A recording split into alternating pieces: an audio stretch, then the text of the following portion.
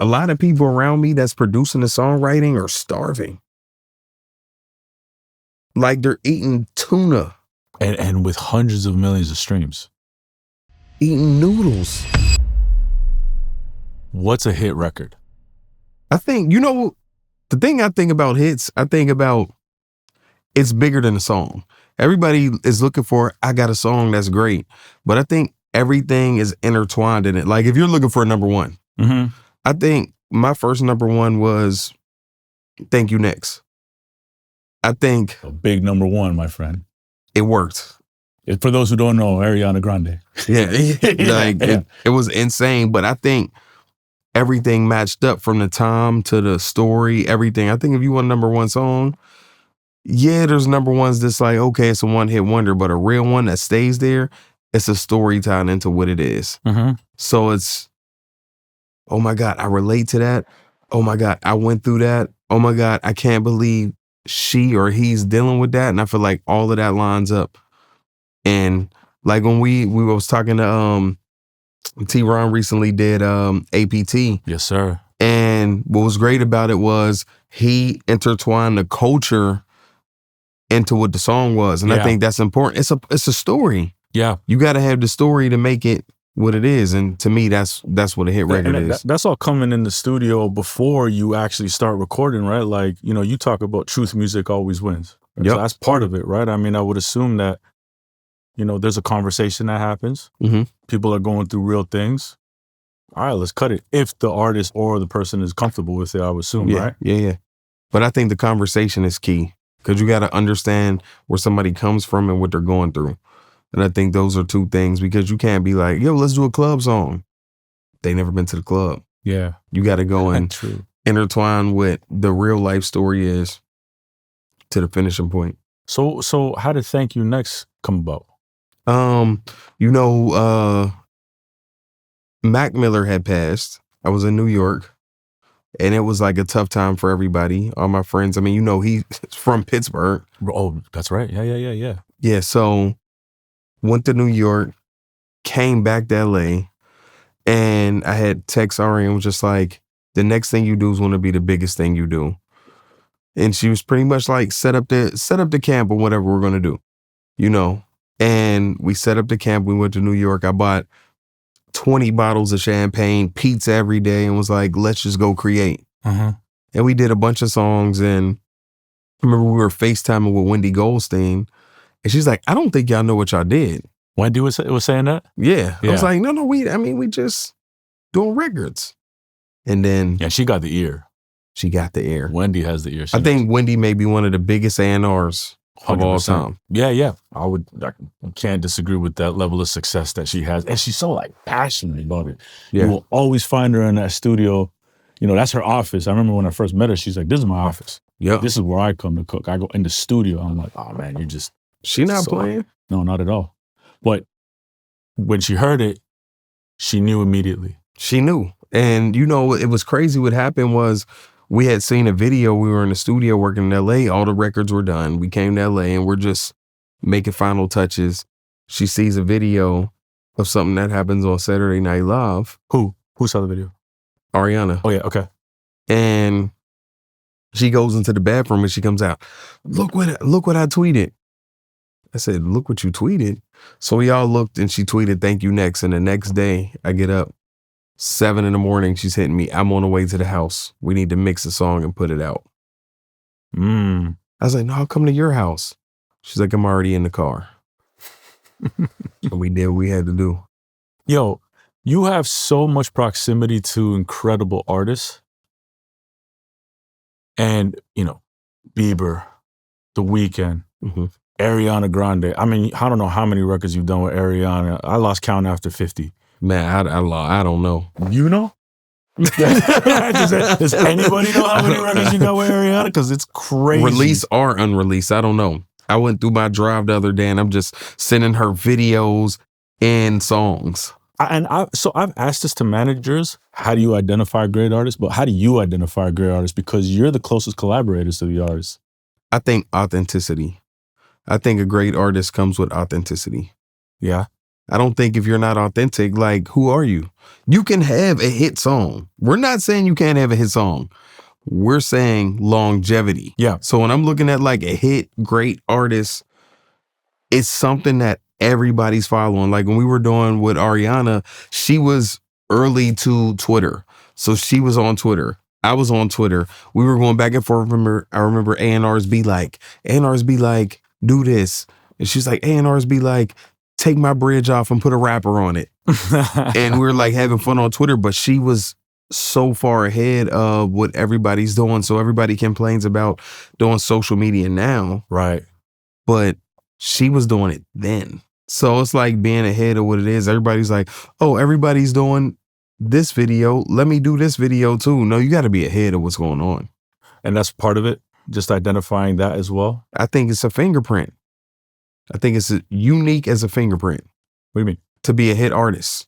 I think you got to have your own fingerprint. Hit producer, whatever it is, have your fingerprint. Or you're just chasing mustard. Three notes, 4 or 5 notes. But that's his fingerprint. And it doesn't take away from somebody who could play 50 chords, but that's his DNA of his music. Yeah, real shit. Everybody chases it. I remember when people were saying R&B chords won't be on the radio. Right. Not number one songs. We proved them wrong. Yeah. And when you're saying everybody, we're not just talking about, like, it's not general public. These are people in the music. It just goes to show you what like executives actually fucking know. Yeah. I don't care what nobody's saying. I don't care. Yeah, yeah. So the executives are telling you R&B will never be pop records. You can never bring that in there into a hit record, right? It's always been pop music. Uh-huh. It's always been church. It's always been R&B. It's always been rock and roll. I was in the studio the other day and somebody was like, yeah, we're going to do some rock and roll like the white boys. I said, rock and roll kind of started black. B.B. King. B.B. King.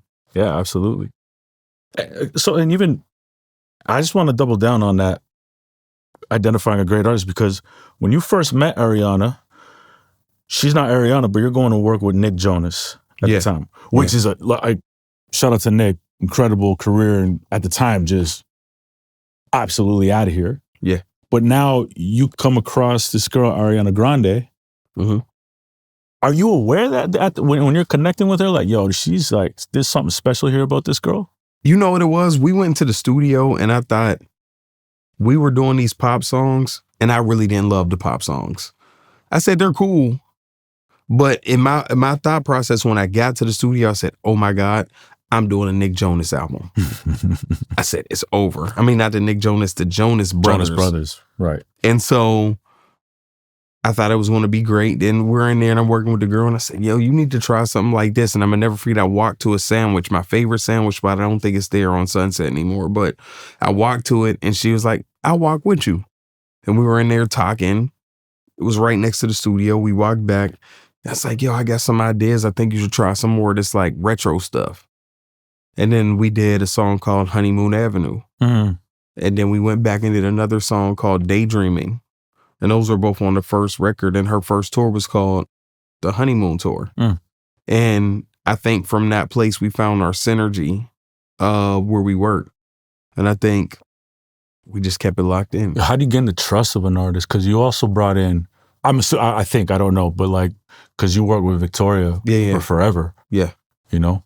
Is she from Pittsburgh originally? No. She's from Sacramento. Sacramento, okay. But I was working with Victoria, and what happened was I brought her to the session with Nick. Yeah. And the A&R called and was like, yo, no, they don't want anybody else in the studio. Oh, of course they did. So she had to leave the studio. Oh, okay. So then when we all finally got back together and we did those records, it was the glue. We put the glue together to kind of hold the whole thing, and they became great friends and we became great friends. And then. And when did Taylor Parks get involved? Taylor Parks got involved when we did My Everything. It was a record called My Everything. Yeah.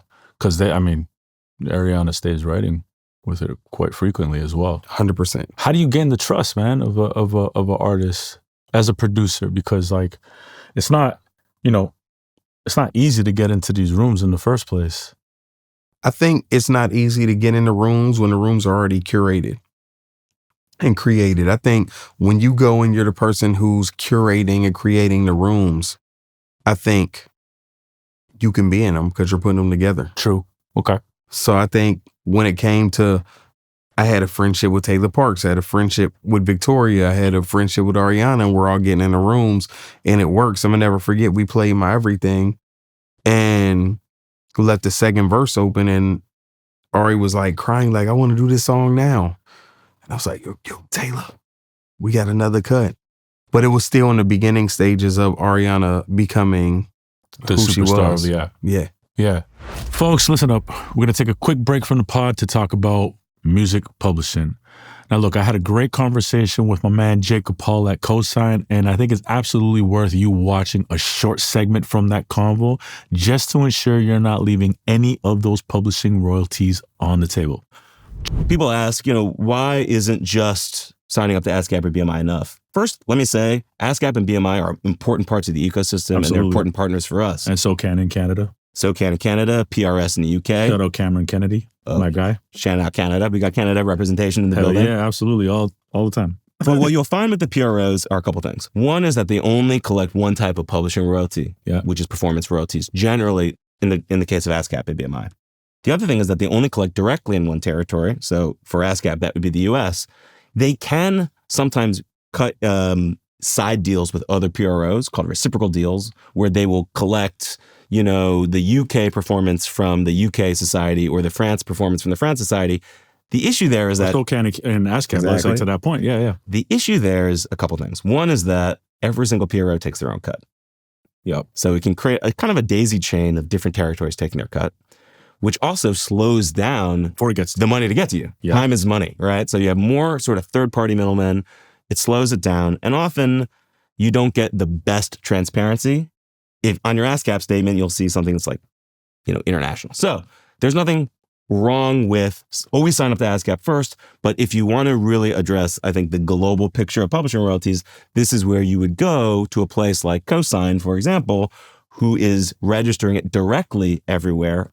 And also, where possible, bypassing some of the traditional PROs to collect more directly from just streaming services, where we have infrastructure in place that allows us to do that. So again, that's why it's not that, ASCAP, BMI, PROs are bad. They're really good, but it's just in order to really maximize global collections, not just performance, but also mechanicals, not just in the US, but also internationally, that's where a global publishing administrator can really help level up someone's business. Why do you think that misconception is so common? I think that the publishing system has become so complicated that in a lot of ways, people don't necessarily feel set up for success. So I don't think it's because there's any conspiracy around, just register at the PROs and you're fine.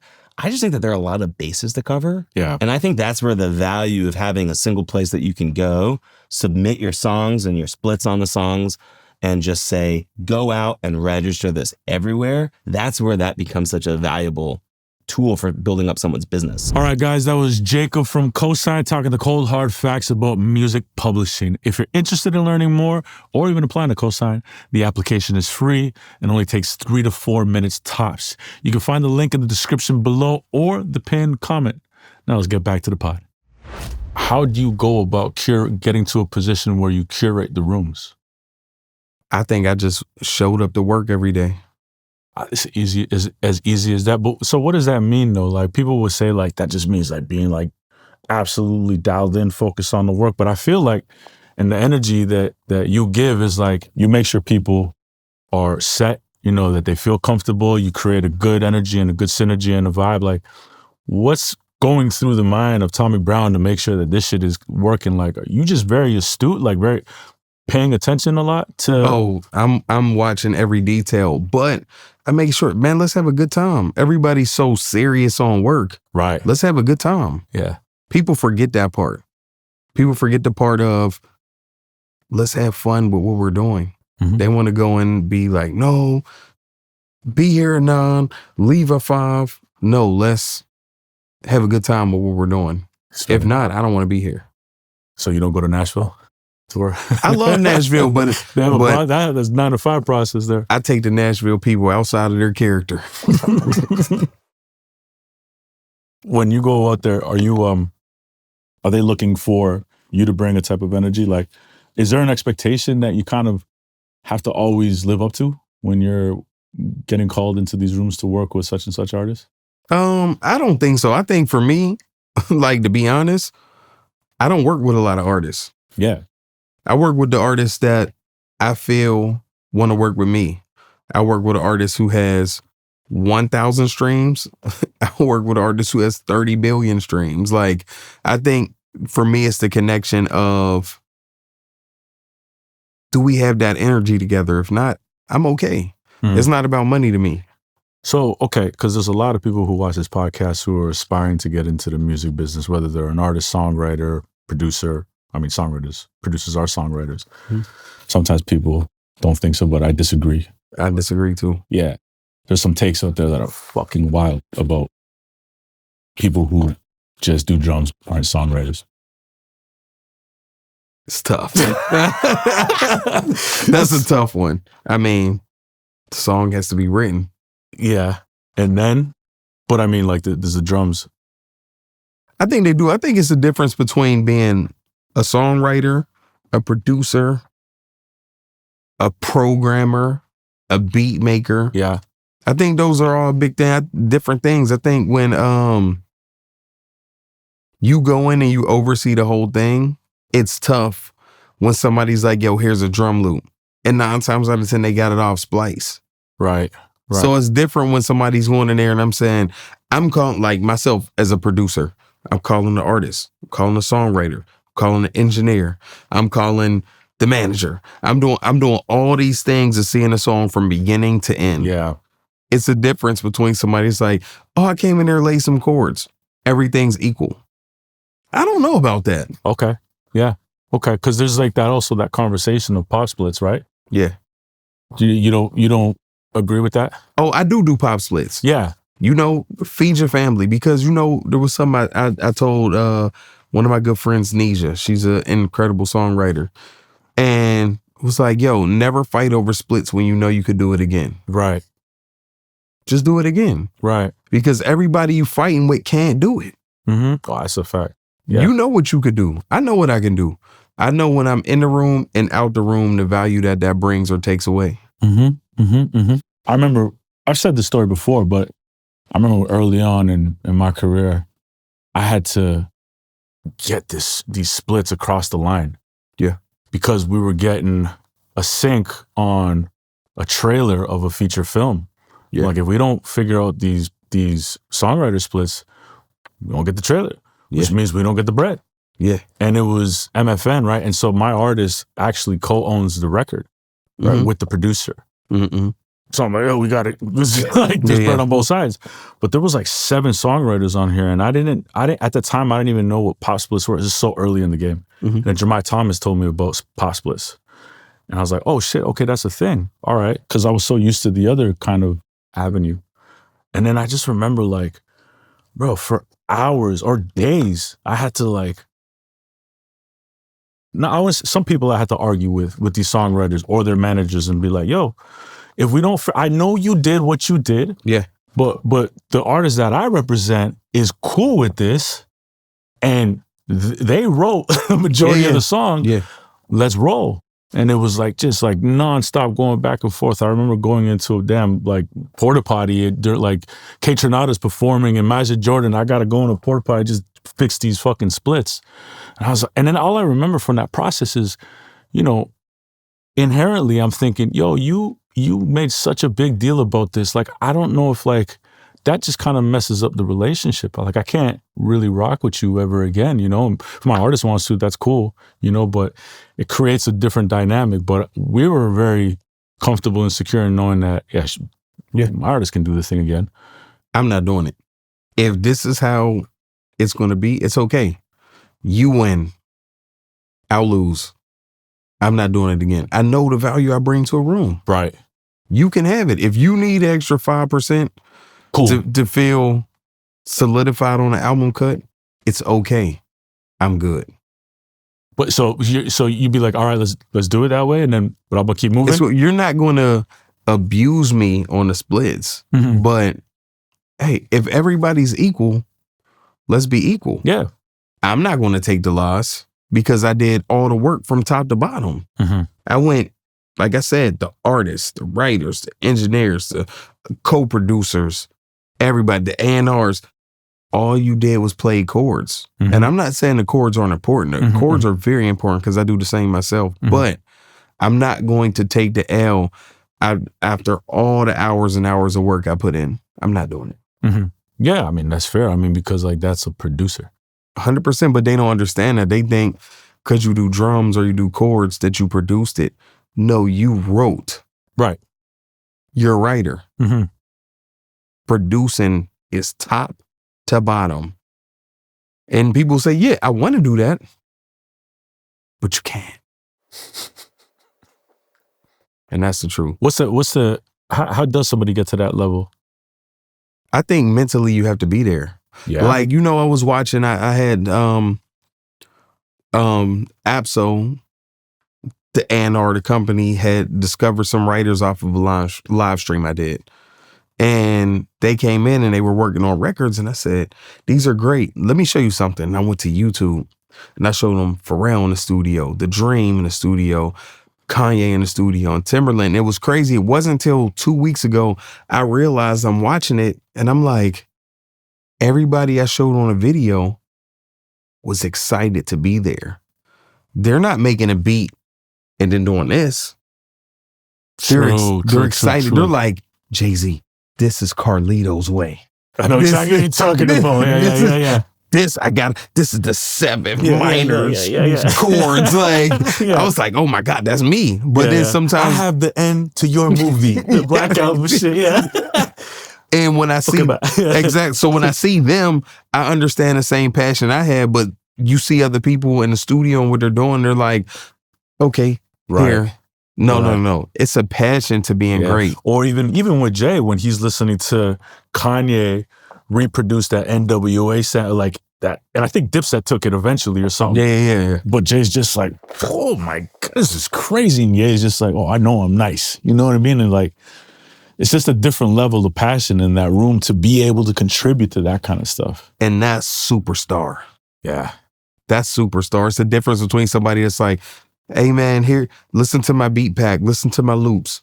I'm not saying there's nothing great coming from them loops, but what I'm saying is it's a difference to being the superstar, A-list producer, writer. You know when you go in the room, you like, okay, damn, he's a bigger star than the artist. And that's a conversation nobody wants to have. Let's have it. What does that look like? I'm just saying a lot of times you go into a room and you're working with an artist and like, that's not the superstar. It's cool. Okay, we're doing this to get a check. Okay, we're going to go get advance for the beat. But being a true superstar, you got to be the one in the room. If you're not the one in the room, I'll put 20 people in the room. You could pick who the superstar is. I ask anybody in there, who you think's the one? But yeah, there's just a different type of magnetism to that person, 100%. There's even, and it's not even just magnetism, it's just like, I sound like a broken record, but there's a work ethic. There's there with the engineers saying, you got certain things have to be rearranged, talking to the producer, going to the, writing, just like locked all the way in, and then have good energy as well, most of the times. I mean, when I work with Ariana, I'll say this, she is not fucking around. Right. She is in there and I like this music. I remember we were doing Thank You Next and I was editing it in the studio in New York. And she's like, yo, the music's wrong.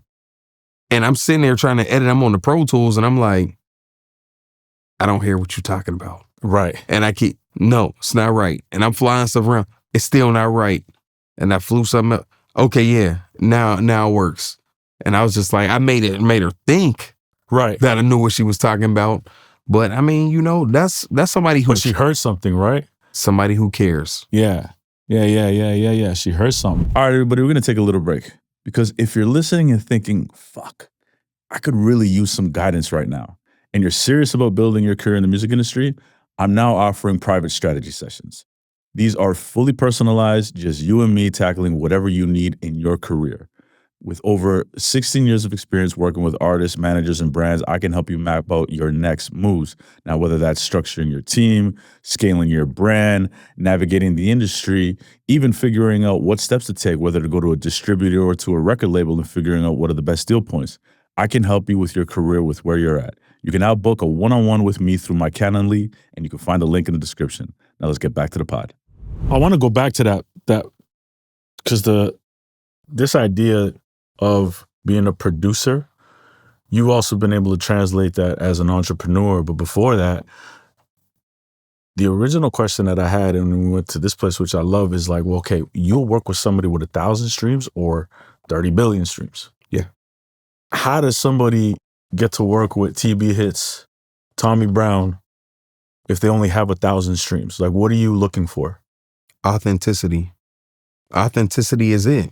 When I met a girl named YD the other day from one of my old attorneys, and he's a great friend of mine, and we play golf together.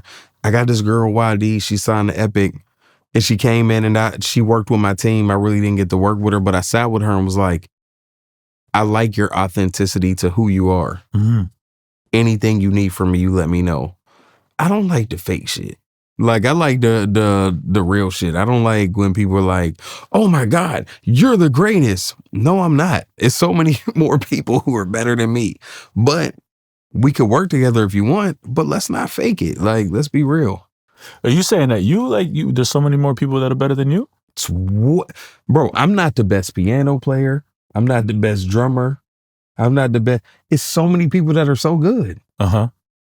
I just show up for work. I'm going to show up for work. So when you're asleep and I'm in the office and somebody comes in and they have an insurance claim, I'm going to catch it. I'm going to be there when people need me. Where'd you get that from? I don't know. I just made it up just now. No, I mean, I mean, like the work ethic. You know what I mean? Where you get that from? It just is what it is. And it was funny. I was talking to T-Ron yesterday, and he said something. He was like, "Let you talk." I mean, at least he lets me breathe. Yeah. There we go. Shout out to T-Ron. That's my guy. Yeah, but it's like he was like, "Yo, I gotta see a conversation between him and Ray and see what that looks like." Oh my God! Like, just observe. Good luck. Yeah. Getting a word. Who's talking? Not me, not you. I'll tell you that much. But it was like a thing where we were talking about 50 Cent, and it's like, yo, I done been shot. I done sold drugs. I done did this. Oh, all you can do is sue me? That's it? Right. Oh, okay, cool. I'm willing to deal with that. So I'm going to go way further than you're willing to go. That's so funny you say that. I'm not trying to claim no 50 Cent, but I'm just like, when I first came into this business, I had this like mindset of like, I still have it. I'm like, the worst thing that somebody could say to me in this business and like, or in a boardroom or something is like get upset with me or say no. I'm like, I've grown up in a certain neighborhood where no wasn't the concern. Yeah. There was other concerns. Yeah, 100%. And so I'm like, this is the worst that could happen is like, I'm good, like whatever. I'm gonna just keep trucking along and trying to figure this thing out because the worst you could say to me is no. Yeah. Right. The only place I'm taking no is in the bedroom. Outside of that, yes. We going to go get it. Right. Are you, when you are talking about this idea where, and I think this is what makes you a really great entrepreneur, just because of how you systematically are thinking about the production side of things, right? Like, I'm talking to the managers, I'm talking to this, I'm talking to that. Is that when you kind of identify like, yo, I can do more and I can scale this business a lot more because I have all these different points of entry and conversations? Honestly, I don't think it's about, even when I look at it, it's about scaling the business. I think it's about just being authentically me. So if that's what I'm used to doing, it's just what I'm used to doing. If I'm going to go talk to this person or play golf with this person or do this and do that, it's just what it is. I'm not even thinking about it like that. I'm just like, okay, who wants to have the hard conversation? I learned that from Scooter too. When I used to be around Scooter, it was, I would see him come in the room and immediately he would address the hardest conversation. He was like, you know, Tommy, I thought you were just Ariana's friend. Now I know you're a great producer. Now let's like re-meet each other. Oh, wow. Like, it's like, okay, cool. Because I thought that. Now you said that, it's cool. Let's shake hands on that. Oh, so you got that energy as well. And so you just, okay, cool. Yeah, it's like, yo, like, what's the hard conversation? Like, are we going to sit here and just be like, okay, I know you don't like me. You know I don't like you. Hey, bro, we don't like each other, but what are we going to do? Are we going to get to the finish line or not? Yeah. People be like, oh, I hate him. And it's, I don't got no time for that. And don't say anything about it. Don't address it or clear the room or anything. To you. Exactly. They say it to everybody else. Yeah. And I'm like, bro, let's just, are we going to make money together or not? Right. If not, it's okay. I don't want any problems. Yeah. I just want to be cool. Yeah. When you did the deal with UMG, direct with Lucien and Naeem. Yep. I'm assuming that came off the heels of all the records you did with Ariana for that project. Thank You Next. And yep. so forth and so forth. But they approached you? Yeah, they approached me, and I think it was just Brian Postel was a person who came to me, and he manages a lot of executives. He said, yo, I think you should go to Lucien. Took it to Naeem. We sat with Lucien. I didn't know who Lucien was. Oh, wow. So we went and did this deal. It was great. But you know, the issue with the deal was it came right before the pandemic. Oh, okay. So it's when everybody was trying to figure everything out. Right. So it's like a tough scenario to kind of weigh out. And I think it was before I had the label business sense. All right, folks, going to take a quick break from the pod because I'm going to put you on to something I actually think is meaningful for artists, managers, and creators. Cover is a pop culture literature platform that lets you create zines, magazines, and booklets digitally. And here's the best part. It's free to create, publish, and share. Here's why that matters. We're living in a world where everyone's fighting for attention on the same few platforms and renting their audiences from the algorithms. Cover lets you build something that feels like a world. It's visual, it's intentional, it's a collectible, and it gives your fans a deeper way to connect with what you are doing. We just used Cover to build a special 50th episode edition of the Manager's Playbook magazine, and it's our first official issue. It's a perfect example of what this can become. A home for your story, your visuals, your process, and a real way to reward your day ones while collecting emails and building direct-to-fan momentum. So, if you are serious about building culture, not just posting content, check out Cover Mag and start publishing something your fans can actually keep. Link will be in the description below. Now let's get back to the pod. So what like, can you talk about what the deal, kind of the structure of it was? It was in the center. So they did a center deal where it was, you can go to any label. I had artists, and I'll never forget, I text Lucien one day, and he Text Lucien one day. Look at that. Okay. It was crazy. And Lucien says, come to the house. And I come to the house and I do this whole presentation. I got like 5 artists. I got the songs. I got the playlist. I had my plans. Yeah. And I showed it and I played some songs to Lucien. He looked at everybody. He was like, this is great. He took all the papers, shuffled them, put them in front of me and said, pick one. I said, what do you mean? He said, you got to pick something to focus on. Oh, wow.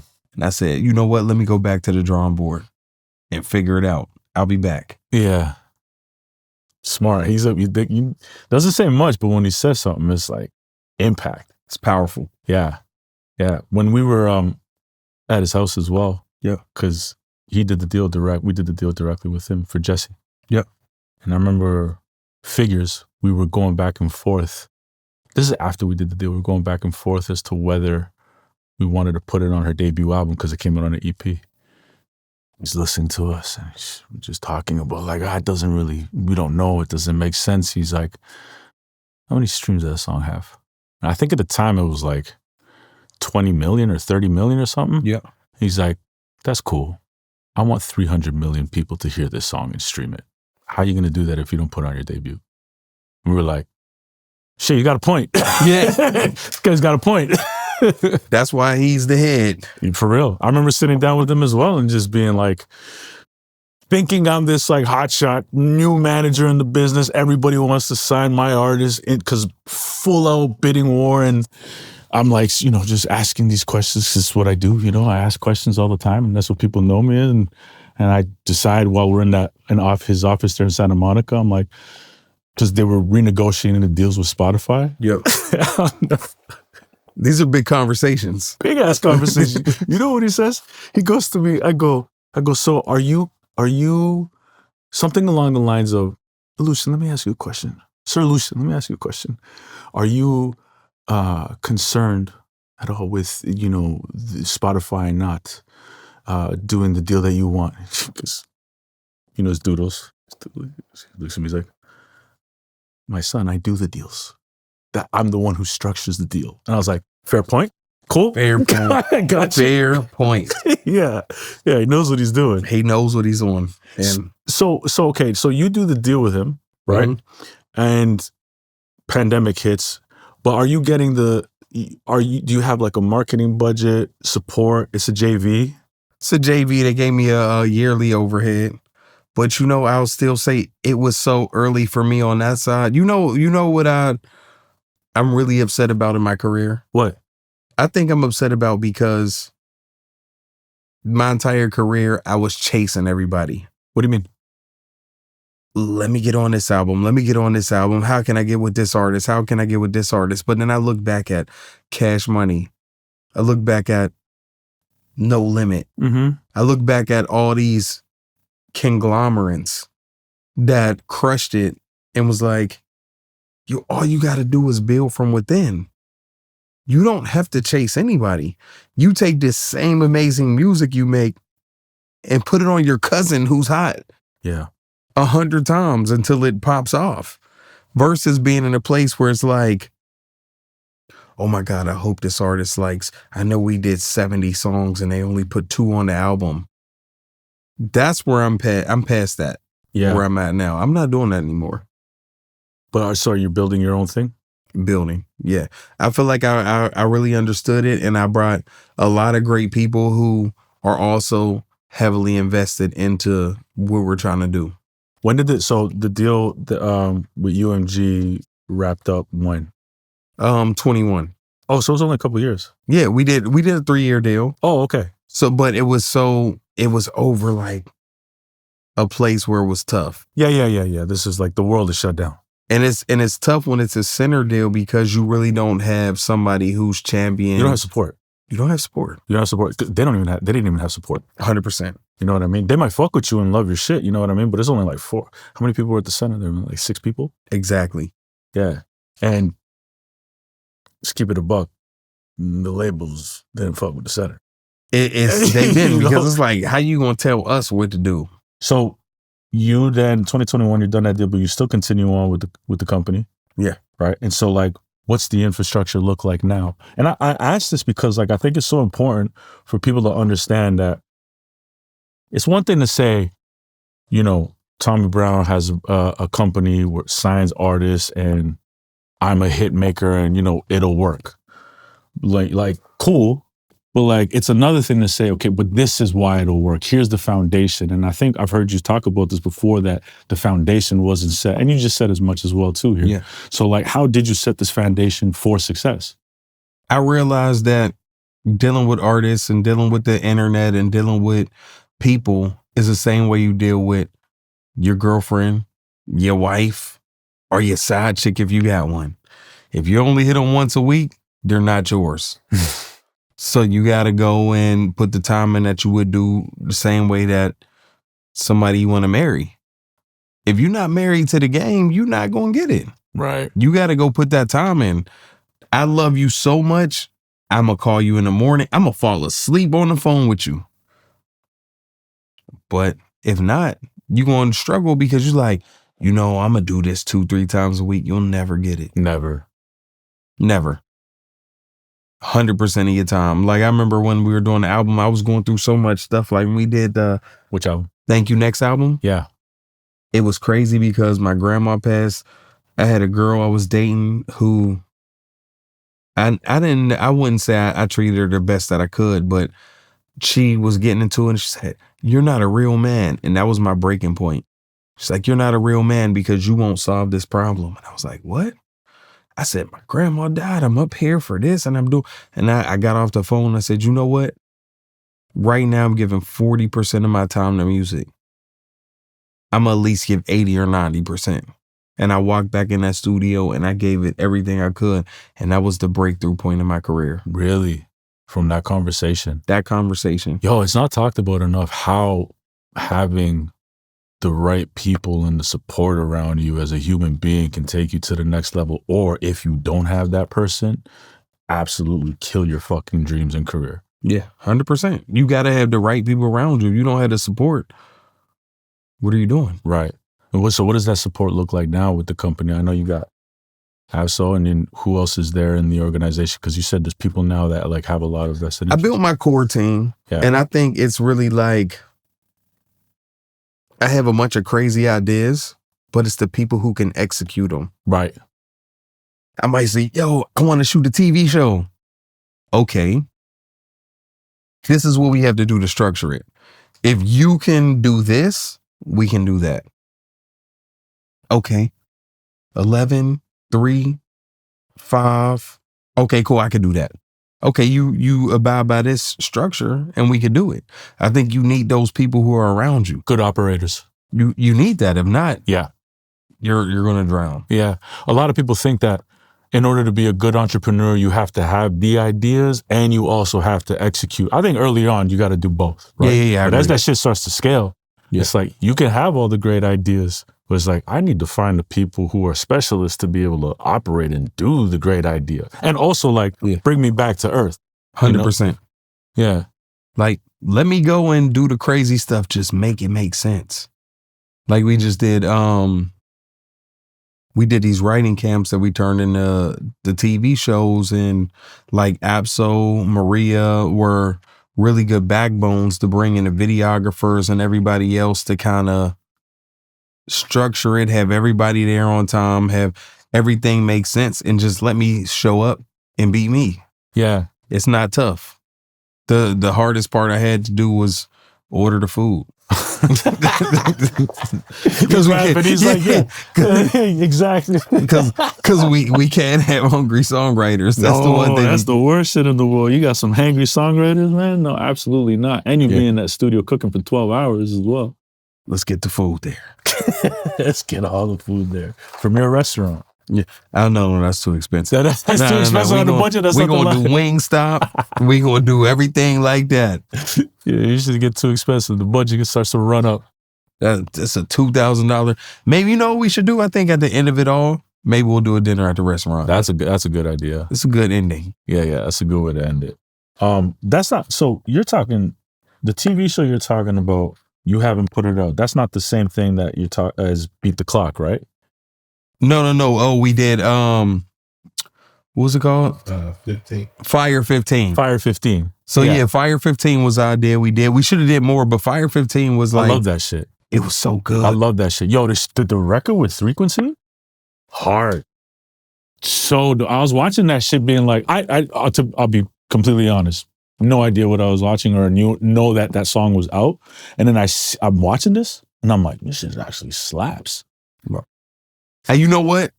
I blame that on me because sometimes I get lazy.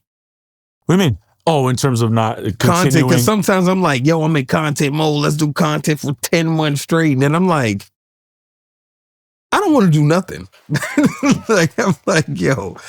Yeah, but like that's just, being a human being too, 100%. But you know what? Coming this Monday, we come in hard and heavy. Pause. Yeah, you better say that. You look me dead in my eyes. No, pause. Okay, what are you talking about there? I'm back on my content. Okay. Because I think sometimes it's crazy because when I go hard on content, He's thinking about what to say. A lot of times people think like I'm specifically coming for them. Like I know every time, like it's so funny, it's around my birthday, I start going on content. And then I get the text from Jody Gerson. Yeah, really? Hey Tommy, what's going on? I'm like, I'm just doing jokes. Oh. Like, they're just jokes. Yeah, I mean, you know, jokes. Jody's like family. I done been around her for forever and her kids for forever, but I'm like, I'm just doing jokes. It's nothing at anybody. Because I do the same thing. Every Friday I'll drop a meme. Yeah. And it's mostly manager related and like the disrespect of levels. You know what I mean? And like, but it's just jokes. Yeah. But I get people to be like, yo, was that directed at? I was like, no, nobody. It's just experiences, but it's to nobody. It's this. We all go through this. Yeah. We all go through this. Every joke got 10% of truth in it. Yeah, absolutely. I mean, every joke got 47% truth in it. That shit is so funny, man. Yeah. I mean, like, but what I love about the content that you do is like, it's also part of the game. Yeah, it is. I mean, in reality, it's just what I say, yo. Like, if you in a game where you could spend one day of your life and make $1 million, you gonna have to deal with everything else. Target may be the safe play for you if you just want to go and say, in 70 years, I'll make $1 million. Right. But no, if you want to go make $1 million in a day, you're going to have to deal with what comes with that territory. Yeah. So how do you said Monday you're back on your content game. At what point did you realize, like, were you always just posting, or when did it hit where I'm like, yo, you know what, man? I'm going to start making these jokes. No, you know what I realized? I went back. So I opened up. I got about like 40 hard drives of content. Like, and not just content, like songs, content, everything. And I started going through it and I was like, was I always doing content? Oh, shit. And not knowing I was doing content because I was filming everything. I'm like looking at videos from like 2006 and I'm like, yeah, we here, we doing this. And I'm like, was I influencer back then? But I used to throw parties when I lived in Sherman Oaks. And I have pictures from back then. It's funny where all the influencers of today were at the party. So a lot of them met at my parties. No way. So it was like a thing. And they all used to push me, Tommy, you got to be the producer that does content. I was like, I'm not doing that stupid shit. And now I'm watching my boys make $15 million a year doing content. Like, you're not too far behind, man. God damn. You're not too far behind, I'm sure. So hold the camera up. Dude, keep filming. Keep it harder. Hit it harder. You gotta get this content out here, man. 7 reels a day. Yo, I tell people all the time, it's like, so like this podcast is an example, like, because I come from that world. I come from film. Yep. So like my production company that I co-founded with my brother Ray Mendoza, I'm not like little brother, but like family basically. Yeah. In Toronto, we did music videos from when that was like the only and main marketing driver, and we've 2009 to like 2020. World star. Not them. Sometimes, you know what I mean. But we did like we did Low Life, Best Part. Yeah. M videos, Eminem, Alicia Cara, like a bunch of stuff. Mm-hmm. But what I realized was, yo, that's like your visibility point. Yeah. This is how people are going to see you. People listen to music by watching it. Yeah. And so with this podcast, I'm like, I don't really care. I'm like, I have this mandate with my team. I'm like, on IG, post 5 times a day. Yeah. We just have to have a system. Because you're not going to see all 5 posts. You might see 1 every week, but somebody else is going to be able to connect with another piece of content that their algorithm favors. And so you never know who you're going to hit, right? So it's like, if I post it 5 times a day, doesn't mean Tommy Brown's going to see it 5 times a day unless he's like a super fan, right? But now I have the ability to reach so many more people. And I think like it's just important. It's a part of the process.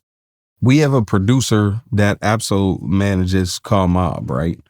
And he's been with us for years, and I've always been trying to get Mob to do hit records. And Mob's he moves to kind of beat of his own drum. Okay. And he started posting 2 days a week, no, 2 times a day on TikTok, Instagram, and he's getting millions of views on beat videos. What's he doing in those videos? Standing in the backyard bobbing his head. What? Millions of views. He just had another million 2 days ago. Really? He's bobbing his head. Can you pull up a video? Mob Beats. What is it? Oh no, Blanco. On TikTok? Blanco Baby Mob. Uncle Baby Mom. He does this. Millions of views. And I'm like, bro. I told him one day we were in there and he was working with his artist. He got an artist named Mandy. He does all her music. And I said, listen, do hip hop. Oh shit. Okay. Yeah. 30,000. This is all he's doing.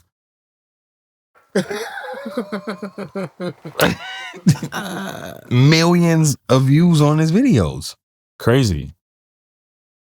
And you said, sorry, do hip hop? 1.3 million. Oh, somebody reacting to it or performing it. Yeah. Millions of views. You tell me how that makes sense. I don't know. But now everybody knows him to be the guy in the backyard. Now he wears sunglasses. Where does he shop? What's it called? Toomey? He sunglasses, Toomey clothes. I'm like, hey, bro, I'm proud of you. Okay, this is amazing. So, and this is one of the producers, writers you work with? Has been there for years, and then one day he just started posting twice a day on TikTok. Okay, and now and this is bringing him obviously visibility, but is it like now helping with his business as a producer? Yeah, I told him, I said, sell me something that's invisible. You sell me something that's invisible. What do you mean? How you gonna sell a song? It's like, oh yeah, and nobody can see you. I was talking to Cosign about that, and I said, Cosign, how does somebody hear a Cosign beat? Oh, I'll upload it on SoundCloud. Nobody's listening to it. Who's on SoundCloud? Doesn't matter. Yeah. You gotta be visible, regardless of if you doing a skit, if you playing a saxophone, whatever you doing, you gotta be visible. If they can't see you, you can't sell it. Right. The only thing that you can sell that's invisible is music, and Spotify does it every day. A lot of folks who think that, like, well, Frank Ocean can do it, or Adele can do it, and be like, you aren't Adele. And they put in the work. But you're talking about something that came out in 2009, 2012. This shit is almost 20 years ago. You not doing that today. No, it doesn't matter. Yeah. You can't do that today. So, I mean, what's dope about that too is that, like, it's not like you're telling them to do something you're not doing. Yeah. You're leading by example in the process. And it was so funny. I was sitting in my house one day and I was like, you know what? I'm about to get back on my content game. And I picked up a guitar that my boy left there. And I was like, fake playing the guitar, looking out the window like, damn, looking for my royalties or whatever I posted. I don't know what it was. But it was just like, and then I was like, wow, a lot of people like that. Bro, the one clip that killed me, bro. I watched that shit over and over. Like, working hard to produce, or like for my cut, 47 cents or something, was hitting the MPC. Then you go and grab that guitar and look. That was it. Crying. That's the clip. That's the first one. That's the first one. That's the first one. Had me dying, bro. I was watching that beat. Just this look of like just pain playing this record. Because it's the thing is, it's the reality of songwriting and producing. Yeah, you do so much and you work so hard to be at the other end of the streaming world. Yeah. So let's talk about that a little bit. Yeah. You've been pretty vocal about how that has to change. If it was up to you, how would that look? I don't know how it'll look, but what I do know is nothing lasts forever. Something's going to have to change. I seen yesterday Spotify did a collaboration with Liquid Death. Oh. And they did an urn. Okay. An urn for ashes that plays music that has a speaker in it. What? All right. And I'm pretty sure they're sold out. An urn that plays speakers with Liquid Death and Spotify that you can play your music for your family that is no longer here. What? And I seen that and I was like, I thought it was till death do us part. Nah, they want to keep streaming. Yeah. And it's insane that's like I'm like, this is a real thing. And I'm just like, how far do we go before it's over? Everybody thought Napster was the end of the world. Right. It didn't last forever. No. Facebook was the king. Not anymore. So we'll eventually get there. Yeah, I think so. Especially with AI, because you know the difference between AI and humans, right? And everybody has the battle with AI is that technology doesn't look at time like humans look at time. If AI wanted to take over, all they would have to do is wait. It's not like they have a lifeline where it's like, in 50 years, it's over for me. You just got to wait. And I feel like that's the problem as humans that we're going to run into, because in humanity, nothing lasts forever. So when we're looking at a Spotify, I don't know if Spotify's going to be here in 50 years, 30 years, 20 years. Something's coming. Yeah, I think what's coming right now is going to be, and this is what Began and I talked about, are these derivatives. Have you been seeing this? No, I haven't seen it. So Spotify just announced that they're basically going to be able to have the fan be able to monetize off of the master track of a record that's come out from, say, Ariana Grande. Yeah. Right? So all that UGC that people were creating on TikTok, Instagram, now they will actually allow for those master records to be a part of Spotify. So what essentially that means is you'll have these derivatives, or you could call them remixes, whatever it is, living on Spotify, and now the fan will be earning revenue. But in order for those songs, and this is where I think publishing is going to it's going to go into a golden age, if you ask me, because now, in order to be able to get the clearance of the song, who do you got to get the permission from? Yeah. The songwriters. I mean, unless they sold their catalog. Well, that's the other thing. That's what I'm saying. That's the other thing. There's no way I haven't seen people spend money on something they know there's more. They're like, yo, they're playing 20 times the value. That's the other thing. You know what's crazy is, like, I couldn't see this coming 5-6 years ago if you sold your catalog, but I'm like, did they see it coming? Oh, they're directing the movie. But if you sold your catalog, I hope that you put it in the right places to be able to, like, compound that interest, because it's still sold anything. If you did. No, you know what? I'm as crazy as it is, I speak about it all the time about figuring it out, and I get offers, but I'm like, I seen the IG, like, taking the free dinners. Oh, I'll take the free dinners For the catalog. But it's like, I'm like, I don't ever want to do what everybody else is doing. Okay. Because it's like everybody's going to the island. I don't want to go. Like, I'm cool on the island. I'm good. Everybody's dressing white for that party. I'm all right. Oh, whiteboard. Nah, I'm good. Hey, so let's go down to Casita and have some drinks. We gonna go to the restaurant. We good. Right. It's 16 people in here and we having the time of our life. Blast. Yeah. Like, nah. I'm cool. So when I'm looking at it, I'm like, there's no, like, if you really logically think about it, somebody saying, I'm going to pay you 20 times. You make $2 million a year.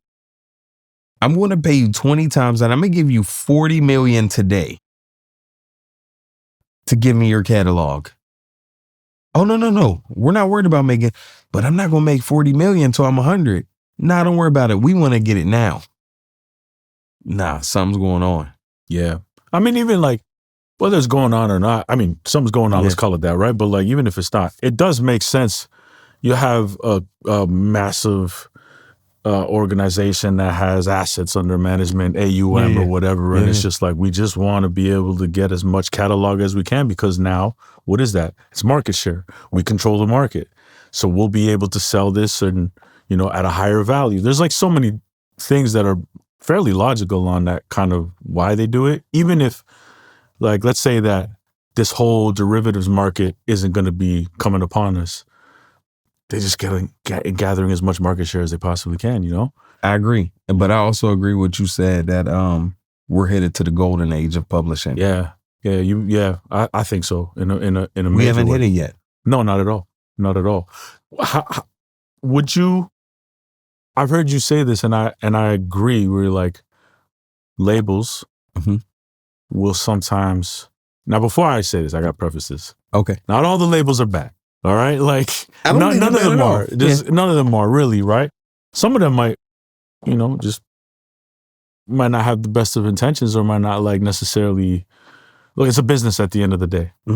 But there are times when the labels will say that the producer needs to figure out the points on a master, right? And I believe I heard you say that why they put in the responsibility on the producer. Yeah. I think, you know what? I think that's the biggest trick in the book, because you got everybody at the bottom of the bucket. And, make them fight for it. Right.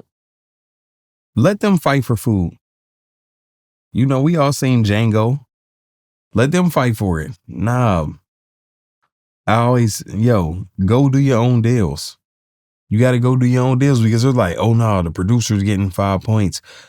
It's 95 more 100 points. points in this fucking thing. Yeah. 100 points. So wait. Y'all take most producer deals artist deals. What are 15 to 17 points? Let's say 17 points. Superstar deal 20. Superstar deal 20. Then you get the 5% for superstar producer. And then you got 75% going to the label. Versus like when you want, like, no, I want 6 points. But no, even when you ask for 5 points, you got to go to the artist, because they have to take less points. Crazy. For your 5. Right. Because they only want to give 3. So it's really like superstar deal 23. I want 5. They got to take 18.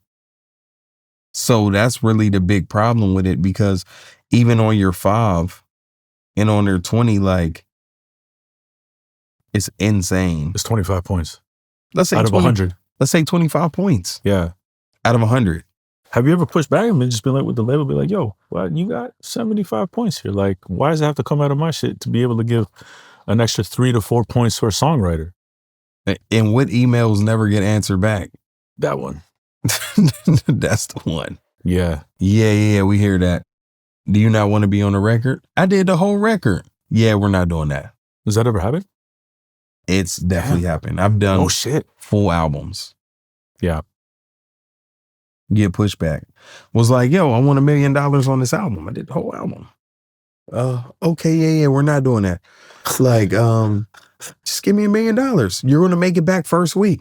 Yeah, we know that, but we're not giving that to you. Right. It is what it is. When you're talking to your lawyer about that, everything's connected.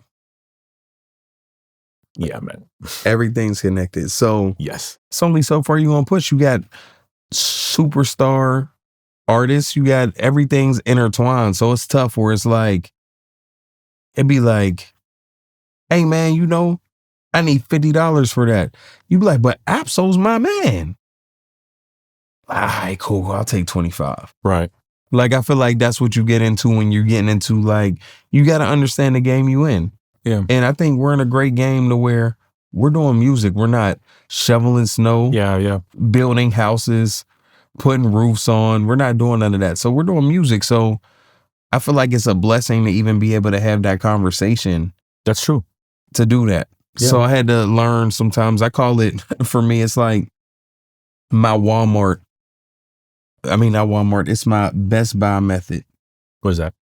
So my Best Buy method is when you go to Best Buy to work, you're either working the cash register or you're selling TVs. But what happens is you go and worry about why this cashier is sleeping with the janitor and she's married. That's none of your business.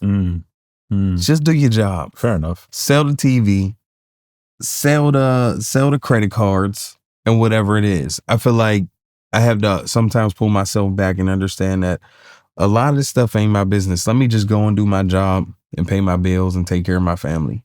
Mm-hmm.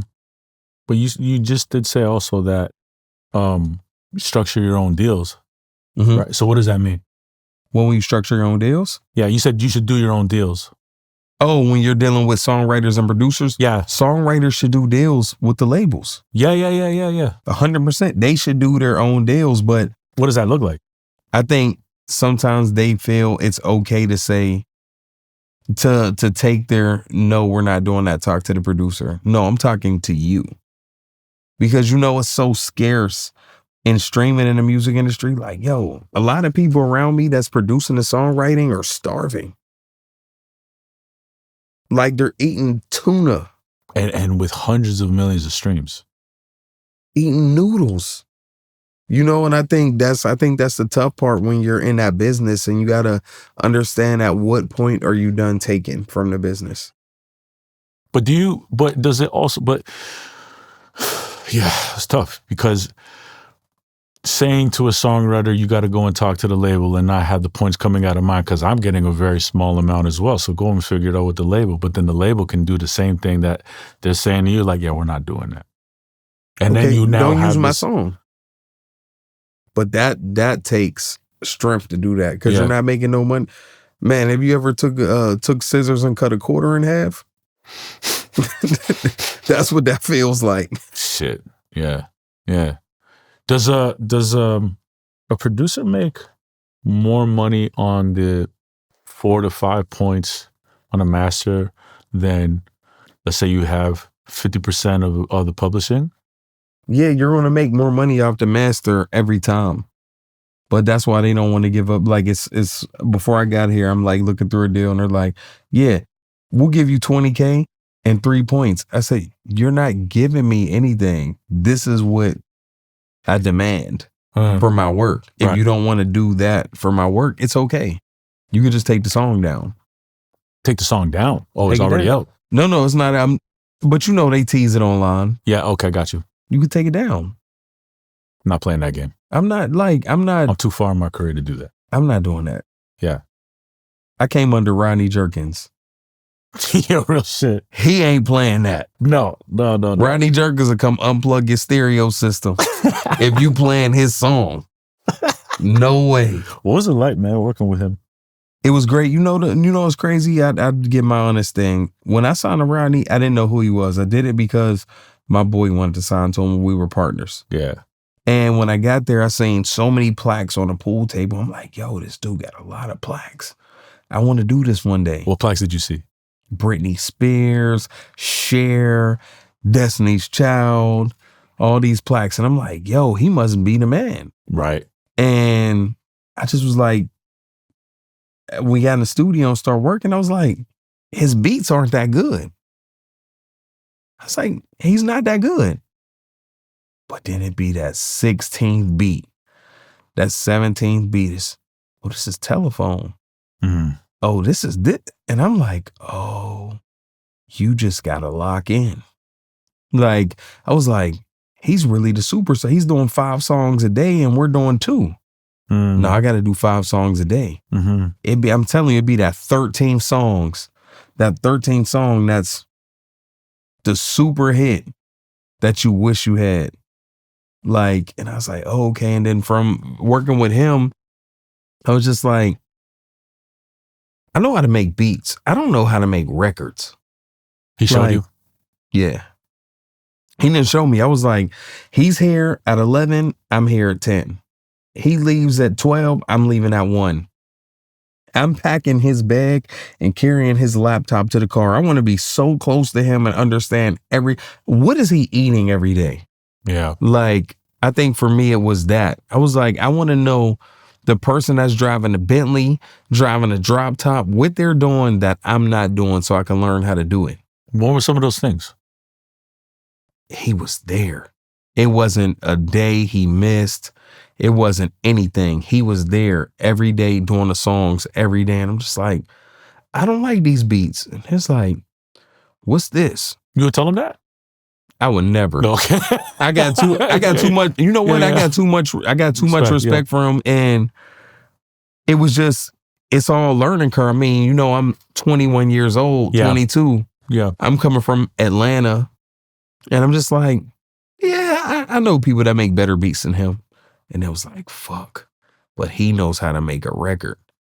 Like when I sat there and was with him during the whole process of Telephone with Lady Gaga and Beyonce, it was insane. Like, then they're like, I don't know what he's doing. It's 36 kick drums. 36 kick. Let me hear the kick drums, because I only hear one. And you hear all these kick drums doing all this thing. And I said, oh, he's a genius. He knows what he's doing. So I was like, okay, let me really, really study under him. And then we worked together, and he came in one day and was like, yo, you know, let's do 10 songs that sound exactly the same. Like, what? Yeah, when you hear that, what are you thinking? I'm like, that's what I'm saying. He's like, drums, piano, top line. We'll do 10 of them. That's what we're doing this week. I'm like, oh, okay, cool. Let's figure it out. But it was one of those songs. It was called like Ferris Wheel or Windmill something. And it was one part of the pre-chorus. I just can't get enough. And it was Black Eyed Peas. Just Can't Get Enough was their hit. And it was my first hit song. 2010? 2010. 2010? Yep. Wow. And I was like, okay, he knows. But is he telling you the process of like, this is why we're doing the songs? Or is just like, we're doing it? This is what we doing. And so he's Mr. Miyagi in this shit with you. And he's just like Karate Kid, like, I guess, I don't know what I'm learning, but cool. And then you like get out of it and you're like, oh, fuck. Does a general tell you why we attacking from the left? Or does he say, go to the left? Just go to the left. Go to the left. We gonna go down and take them down. Yeah. So I had to respect that, and I had to understand that, you know, greatness comes from greatness. Facts. And I think that's an important lesson to learn for a lot of people when they don't understand that, because they were like, nah, I'm gonna go get it myself.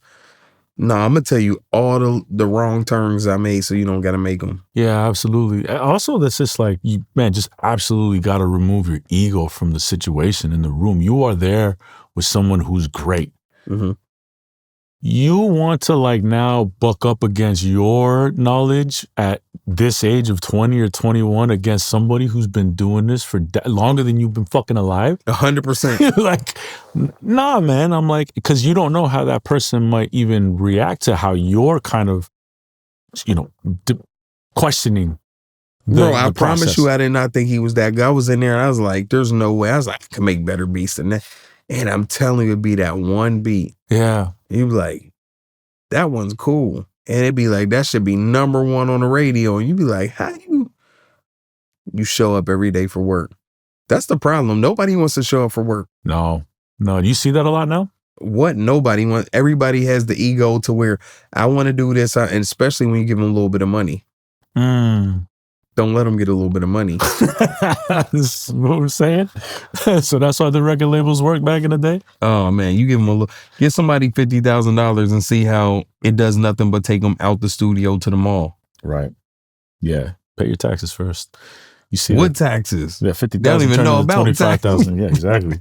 Turn into 25 real fast. Yeah.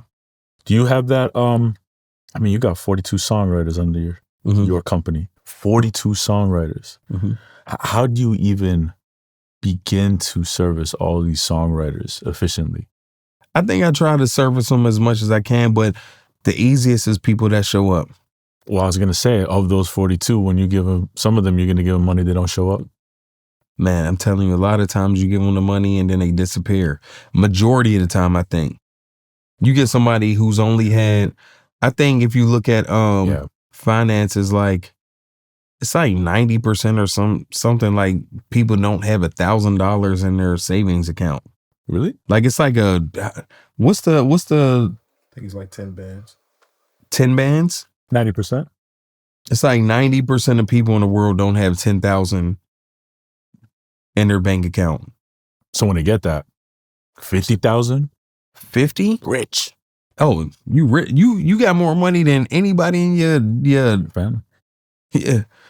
Your family tree. So okay, it's one thing to identify incredible talent and incredible songwriters, which I want to talk about how you identify them, but how do you identify somebody who's got great talent and you be like, that person actually has it and will stay, and if I give them some money, I know they're going to show up? Are you working with them first for a little bit before you think about potentially signing them? Or are you sometimes it's just like, nah, they got it? No, 100% I'm working with them first, but a lot of times you never know who somebody is till you give them the money. Yeah. You never know. You be like, oh my God, they're here every day, and you give them the money. Like, yo, I ain't seen you in 6 months. Yeah. Oh nah, I've been working. I've been doing my thing. Yeah. It's okay. Don't worry about it. I'm going to do it myself. Did you look it up? Yeah. It's like 15% people in the U.S., not all over the world. 15% have 15, to like 25% in the U.S. have up to 10 grand. You have less than 10. They have more than $10,000. So that 15%, 350 million people. So that's like 45 to 60 million. Something like that. 10K. Yeah. 10 grand. Right. Yeah. You don't know how they're going to react. You got to spend a lot of time with them in order to be able to like even understand that. You got to think, what is it? The top 1% of people is what? 150K, 100K, 150K? Yeah. Insane. Right. I remember when I first showed my mom, I didn't want to show my dad because fuck, Jesus. He'd be asking me all kinds. But I remember when I showed my mom like some zeros in the bank account. Because like that was just like for whatever reason, it was definitely on the bucket list. You know what I mean? Not coming from a lot. I'm like, oh, I got this money. And then I go and show my mom. And I'm like hoping like, I want to see her cry. I want to see her like, just like, you made it. And then she just gave me one of these. She just looked at, she's like, oh, that's yours? I was like, yeah. She's like, okay, great. Yo, ain't that the craziest thing? The craziest thing. I was like, wait, hold on. I thought this was going to be like a movie right now. Man, I gave my mom, I was like, no, I don't do this. Give my mom a credit card. I wanted to attach to my account so she could spend whatever she want. My mom's like, yeah, I spend $25 at the grocery store. I'm like, nah, go get you some. Nah, I'm not doing that. Real shit. I had the same thing with my mom. I gave her X amount of dollars. I talked to my account. I'm like, yo, how much can I give as a gift? And I'm like, oh, that's a good number. All right, cool. And I give it to her and she's like, older Colombian lady. She's like, oh, it's a lot of money. She's just like, always like, it's that same amount of money that I gave her 5 years ago, maybe like $500 that has been spent. I'm telling you. And I'm like, hey, this is to like enjoy a little bit. You know what I mean? And just, nope, not doing it. Nah, I'm good. Yeah. I'm telling you, my mom has my card. And I'm like, has she used it this month? No. I'm like, Mom, what you doing? She's like, can I buy your brother's ticket home? It's $240. I was like, yeah, you got it. Yeah. All right, thank you. I didn't want to spend my check. My mom retired and came out of retirement to work. What do you mean? How come, huh? She's bored. Bored. Like, I'm like, yo, you don't have to. I take care of the house. I take care of the car. Yeah. I'm going back to work.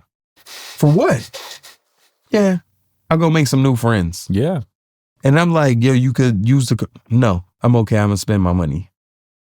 Yeah. You get that work ethic from your mom? I think I got a mixture because I got a crazy life. Like, so I grew up with my dad and my mom. Yeah. And my dad passed away. This is what made me start making music. My dad passed away when I was 15. Mm-hmm. Oh, so formative years, man. Those are formative years, 100%. Yeah. So I was like, watched him take his last breath. So it was like tough for me. And I started making beats, and I walk up to Apso's house every day and play on beats. Listen to this beat I made. We go up there, smoke a little bit of terrible weed with seeds in it. Yo, exactly what you mean. Yeah. Shit popping in your eye. Yo. Back when they only had like Cess and Hydro back then. That's it. There's none of all these fucking 79 strains, but anyhow, go ahead. Yeah, so we over there smoking, we doing that, and I'm trying to, coping with life. And then had to move into Atlanta, then went to LA. I started working with different people, and then it was just like, when I turned 28, somebody hit me online, and I'm like, what's up? He's like, yo, I'm your brother. And I was like, oh, you always talked about my dad might have another kid. And so I'm talking to my mom. She's like, ignore it. And then the next day I'm like, yo, he keeps hitting me up. She said, I got to tell you something. Your dad that raised you wasn't your dad. Oh, wow. So you have a whole nother family. And it was crazy. It was like, for me, it was crazy because I was always closer to my dad that raised me's family than my mom's family. Okay. So I'm like calling my aunt. I'm like crying on the phone at 28. I'm like, I don't know what's going on. She's like, you're always my nephew. And then from there it was just like, I was like, you know what? I got to support all these people. I got to go work and do what I'm supposed to do. And I just never looked back from that. Support all my family, like your blood family, or all both? of it. Everybody. I was just like, yo, at the end of the day, I got to show up for everybody, if not financially, for everybody to be proud. So I got to go take less sleep. Got to wake up early. I got to show up because, you know, when I come to Christmas, when I come to Thanksgiving, I'm the person they're like, oh, Tommy's here, you know? And I was like, I want to show up and be that person to have everybody in. Oh, you want to go to, I know Chris Brown, you want to go to the show? Hey, Chris, I need tickets. You know what I mean? Like, I want to be that person because entertainment's such a big industry. I want to be the person that shows up for everybody. Yeah. And it's not easy to get to, like, I mean, there's very few people that get to your position. I think we were talking about this yesterday. There's only 5 people who have done what you've done when it comes to what Hot 100 songwriter and Hot 100 producer. And what was the third one? No. It's so for 5 people, it's the Hot 100 songwriter and producer simultaneously. Simultaneously, yeah. And there was a third one, no? No, and the other one is I'm the first person to do Hot 100 globally and Hot 100 globally outside of the US. Crazy.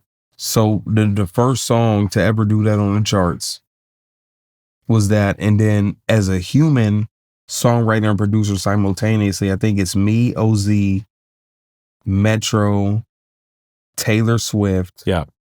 And it's like one other person or somebody. There's only 5 other people who have done this, and it's Tommy Brown, OZ, Metro, Phineas, and Taylor Swift. Shout out to that. Yeah, that's amazing. What does that feel like, man? I don't know. That should need to feel like something my bank account. Well, I see them zeros. This is all right. Yeah. Makes sense now. Yeah. No, but I mean, that's crazy company. Yeah. It's good company. Yeah. It's the real ones. That's what I'm saying. It's the difference between being a beatmaker and a producer. Mm-hmm. Mm-hmm. That's producer shit. That's real producer shit right there. Does Michael B. Jordan seek you out because he's heard that you're an incredible producer? How does that come about with Creed 3? Oh, so my homeboy, he came to me and somehow in his atmosphere, he's like best friends with Michael B. Okay. So he's like, yeah, and he's like, nothing to do with the business. He's a songwriter. Okay. But it's just randomly. Yeah. It's like, yeah, we gonna do Creed 3. And I'm like, y'all need to have me involved in Creed 3. Right. And they was like, yo, we're looking for artists. So I called Kaylani. Hey, Kaylani, they looking for somebody to be in Creed 3, do a song. I got the song. I did it with Nisha and Franks. And they're like, cool. So Kaylani goes and shoots Creed 3. We do Big Sean song, and it was something else. But I was like helping oversee some of the music for Creed 3. Dope. And but he was very involved in that process. Very. Right? I brought him to the studio. We had all the cameras. It was a good vibe. Yeah. It was good. Okay, that's what's up. So are you trying to do more motion picture type stuff? That's what I want to do. I want to bring soundtracks back. Yeah, man. I used to love that shit as a kid. I look forward to the soundtrack just as much as the movie. 100%. Bro, Space Jam soundtrack is fucking triple diamond in my home, bro. That fucking soundtrack was incredible. I believe I could fly. Banger of a record. Yo. By said artist. Banger of a record. 100%. Even I forget the name of the song, but it's got LL on it, Be Real. LL got that line, he's like me, stress the court, let's get dim, supreme competition is about to begin. Puff did what he did, Godzilla. He was falling out of the sky. Jimmy Page, yeah. It's like $1 Million music video on Godzilla. That's the other soundtrack I was thinking about. And Batman Forever. Yeah. You had Seal, Kiss from a Rose, like bangers. I want to do a scary movie soundtrack. You know who's dope too? Trent Reznor is like incredible at scoring motion pictures. So like, Social Network and shit, like you can definitely get into that bag. Would you want to score movies too? I think scoring is like you get $750 to do a whole movie. It takes a year and a half. I don't know if I want to do that. Is that the number? $750,000 to somewhere around there. Like you're not getting no crazy money. No and royalties? I'm not saying there's nothing. I don't know if it's royalties. Yeah, okay. But I don't want to do that. I just want to do the soundtrack. Yeah. I want to go and be like, I really want to work with Jordan Peele. Oh, okay. I want to work with Jordan Peele and I want to sit down and do a horror film with him and score it. I'm not score it and do the soundtrack. I think that'll be a new huge thing that comes back. Yeah, yeah. Because the scores that he does takes these older records as well and then kind of just like reinterpolates it. What was it called, the movie after Get Out? Us? And he did I Got Five on it. That's what I'm saying. That shit was crazy. He did several versions. Did he? Yeah, of that song in the movie. Right, that's right. That's right. Yeah. It was all across the movie. Yep. Yeah. You got a link to Jordan Peele to be able to make that happen? Hey, Jordan Peele, holla at me. You get your soundtrack right, that's for sure. You already work with some good people, clearly, but you know what I mean? You're not working with one of the best 5 to do something that only 5 have done, right? 100%. You know what I'm saying? We talk about movies. Let's talk about shows. Yeah. Netflix, Hitmakers. What was that process like to have are cameras on you the whole time? Man, we was doing that. It was like cameras on them. Like you got to be on camera 9 a.m. and then we'd be done at like 1 a.m., 2 a.m. And it was just a lot. But how the fuck you falling asleep? Because there's like a lot going on, you like decompress and shit. Yeah, they're like, can we come in there and wake you up? What? On camera? It's like, hell no. Like, no, I'm good. But it was good. I would never be upset about the opportunity to grow. Yeah. So it was really good. It was really good. It was on Netflix. Yeah. I didn't know. I mean, I knew Harv. Yeah. You. I got to know Nova Wave through that. I just met them the other day at this ASCAP panel. They're super dope. Super talented. Yeah, they're incredible. But yeah, when I was like watching, I was like, oh yeah, Tommy's on this. I'm like, let's see what this is about. Mm-hmm.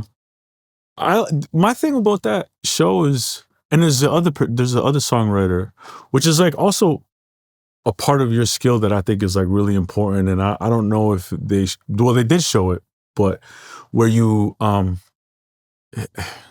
his name is escaping me right now. Trey. Is it Trey?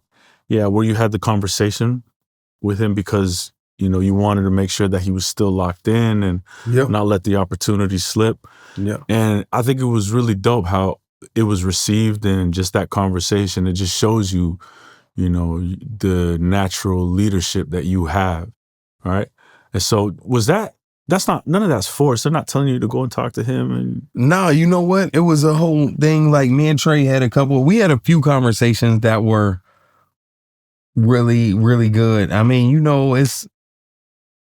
I came up with Ariana and when coming up with her, right, you learn a few things. Like it was probably the first time I was around people of other like sexualities and different things. So you learn a lot. Yeah, pop music, yeah. Yeah, being in that world. And so through all that time, I've consumed so much information. So like even before that conversation, we were in the kitchen making breakfast and he was like, yeah, I just want to say thank you because this is the first time as being a gay man, I felt accepted by a straight man. Mm.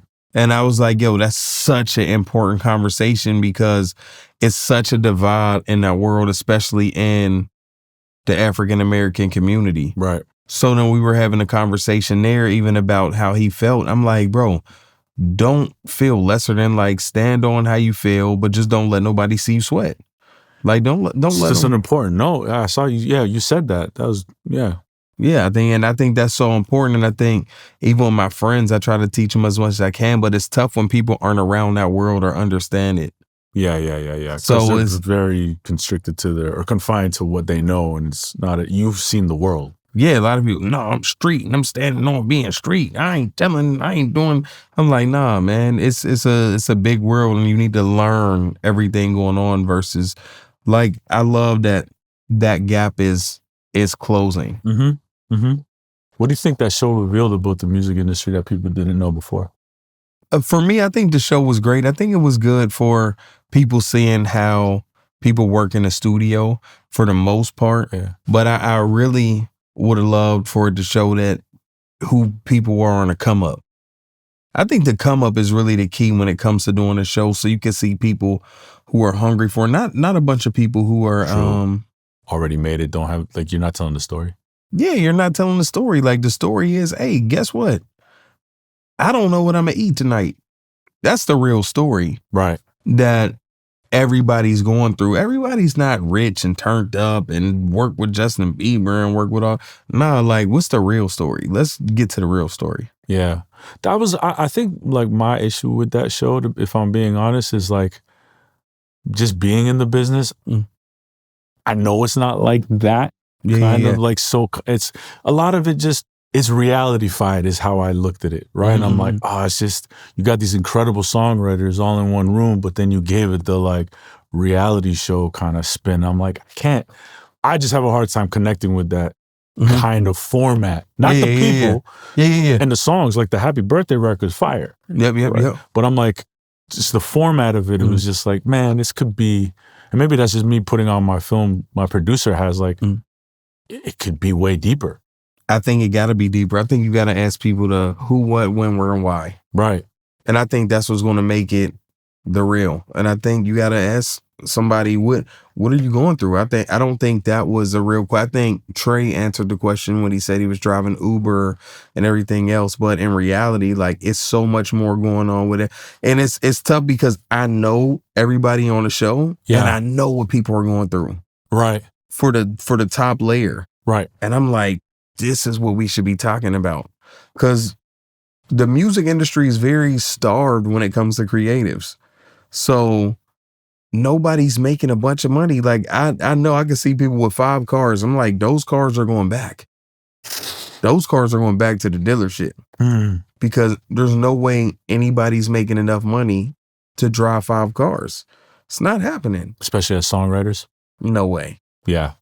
Even as producers, you're going to have to be putting out so many records. You got to think, if somebody got 5 cars and you paying $20,000 a month in cars, you got to at least be selling 1 song a month. A month. Because that's 20,000 is the fee. And then if you're doing that, you're living on the street. Hey, 20,000 is the fee of a producer who's at a certain level. It's not like a producer coming in, like, in the game just getting records or. And what they love to do is say, yo, we're at the end of our budget. We got $7,500. I'm like, man, that's not going to cover the studio. Yeah. That's right. Did you feel like you and the I was going to call them castmates, but, like, you guys there on the show, y'all feel like you had to perform a little bit? You know what? I feel like it was in the very beginning, people were trying to be performative, but I think throughout the show, it was kind of like real. I think everything that kind of happened, like, even when it came down to, like, Jenna and Steven and the little drama there, I feel like everybody was really sitting at the table and he really was like, yeah, whatever. And everybody really was like, yeah, don't do that, bro. That was kind of like, we're on camera. So it was like a point in time on the show where the producers got mad. I had everybody turn off their mics and I took them outside and was like, really? Yeah, I took everybody outside and was like, listen, we are in the driver's seat of this show. Don't let them take it left. At least that's what they want. That's what they want. That's what they want. We're not going left. Yeah. We're going to go stay right in the middle. Even if it's not the greatest show, ain't nobody embarrassing anybody. Yeah, I don't even think you got to do that. You don't. And I'm not speaking to songwriters there when they were having their friction. I just mean like, you don't got to go down this like crazy drama reality. Just show the real fucking thing, like what people are going through, the process of it and all that, right? It's just that like documentaries are great for a certain reason, right? When you get deep into the weeds of like what is really going on in these people's lives. Okay, don't punch it up. Let me ask you this. Yeah. As a man, yeah, would you be comfortable going on camera saying you were having financial struggles?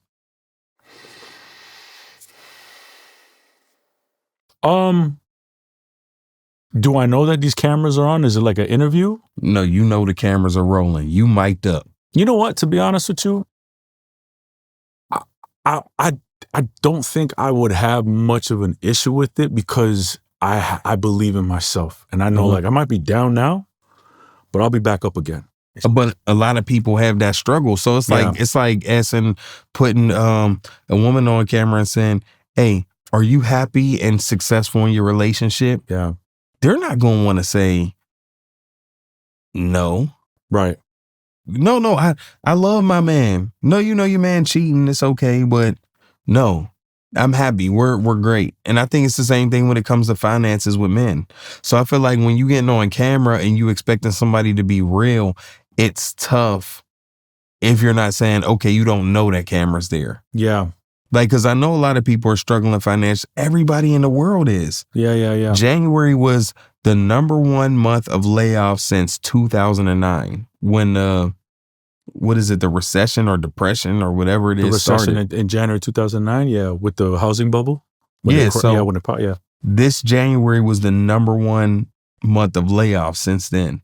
Everybody's struggling. I think it's sometimes a time to be real. Everything is being exposed. It's a lot of crazy things going on, but you got to live in the truth. If you want something that's great, a show or whatever it is, it's about the truth. Yeah. So is your point in the question is like, you gotta be real. And I don't think, be real, yeah. I don't think you putting a bunch of people who are successful, whether they're rich at the moment, not rich at the moment, are going to be able to live their truth. Because if they're not, nobody wants to look like that in front of somebody else who is. Yeah. But you know, man, I got to give it to you, bro. That's dope. That wasn't aired when you took everybody else out and said, yo, like, we got to just stay focused on what the deal is. Focus in, because at the end of the day, at the end of this, we all got to be friends and work together. Right. So regardless if it's real friends or not real friends, we got to still work together. Are the producers in the house? They're around while this is all happening? Oh, yeah. I took everybody outside. They were upset about it, but it's okay. What you going? You be mad? That wasn't on the show. No. Yeah, that wasn't. A lot of the show wasn't on the show because you got to think we did 6 episodes, and they were each 1 day of the camp, but each camp were 5 days. Okay, right. So we did 5 sessions. 2 from each camp ended up on the show. Oh man, so it's like it's so much of the show. Yeah, 100%. Yeah. What would you do? I guess we kind of talk about it, but I mean, like, and it seems like you are doing it differently because you got a show that you're working on, right? Yep. Let's talk about that. I mean, for me, I think it's about what the real is and what people are really going through. Like people coming up and understanding that, yo, we eat noodles every day, but guess what? We'll eat noodles together. And when I do my songwriting camps and bring everybody in, I make sure everybody's fed, everybody eats good. Yo, y'all cool? Y'all want water? Y'all want something to drink? I'm not getting into the smoke thing, but I had something to drink for y'all. But like, I think that's important to be able to showcase what people are going through. And I'm like, each person in here is an artist in their own right. You can promote your song yourself and post 3 times a day. But how great would it be to have 20 people posting everybody a day? Yeah. Because we're shooting real content. I think that's going to be key. That's like you coming in here talking to a camera yourself versus being with people and having a podcast. Yeah.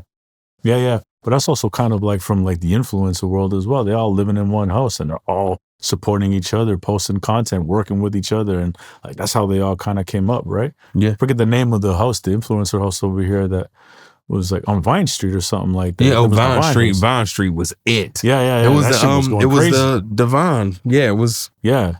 That's where everybody was. But that's the thing. I asked my boy a long time ago. I said, yo, what do you think the difference is between people who are blowing up and not? He said, we take group pictures. He said, we do everything in groups. Yeah. That's always going to grow faster. And that always stuck with me. Yeah. I mean, one of the like hacks that I have for my social media is when I put this podcast out or this episode on Instagram, I'm going to collaborate with Tommy Brown, and Tommy Brown's audience, who doesn't know about the podcast but is interested in the music business, is now going to maybe look at and see, oh, what else does this Mauricio Ruiz post? Oh, it's about the business? I didn't know. So all those like collab posts, always with the guests, is what's going to give more visibility and traction. That's like the group photo for me. Yep. I watch it all. I scroll right through it. I be right on there. It'll be my feed. So yeah, exactly. So, but like, that's important. And then on the show that you're creating, how many episodes is it, or is it just, we're just going? You know, I do every day's the episode. I don't break it up. Yeah. I give the real the whole time. And you're telling the stories of the songwriters that are in there and everything? I think it grows to that. I think it's like when you first looked at The Simpsons, the first season of The Simpsons was completely different than the characters on season 5. Homer didn't even sound like Homer. But that's what I'm saying. That's how old I am. I remember that. Yeah. You got to start somewhere. Right. So my thing is like, we can go and try to perfect it and be like, today we learned it all. You're absolutely right. No, put that shit out. Yeah, 100%. Build in public. Yeah. Like what I say. Build in, I love that. You know how, and this is no knock to Jesse, because Jesse came on, was it like a year ago, my audio?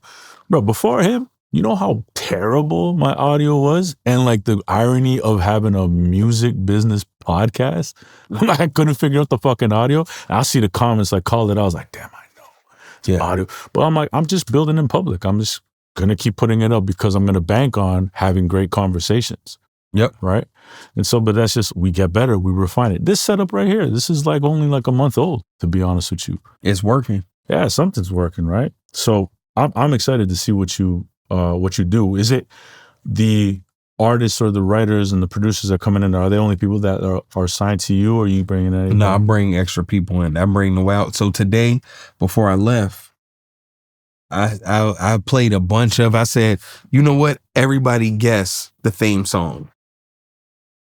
So I played a bunch of theme songs. Oh, okay. Stranger Things, Golden Girls.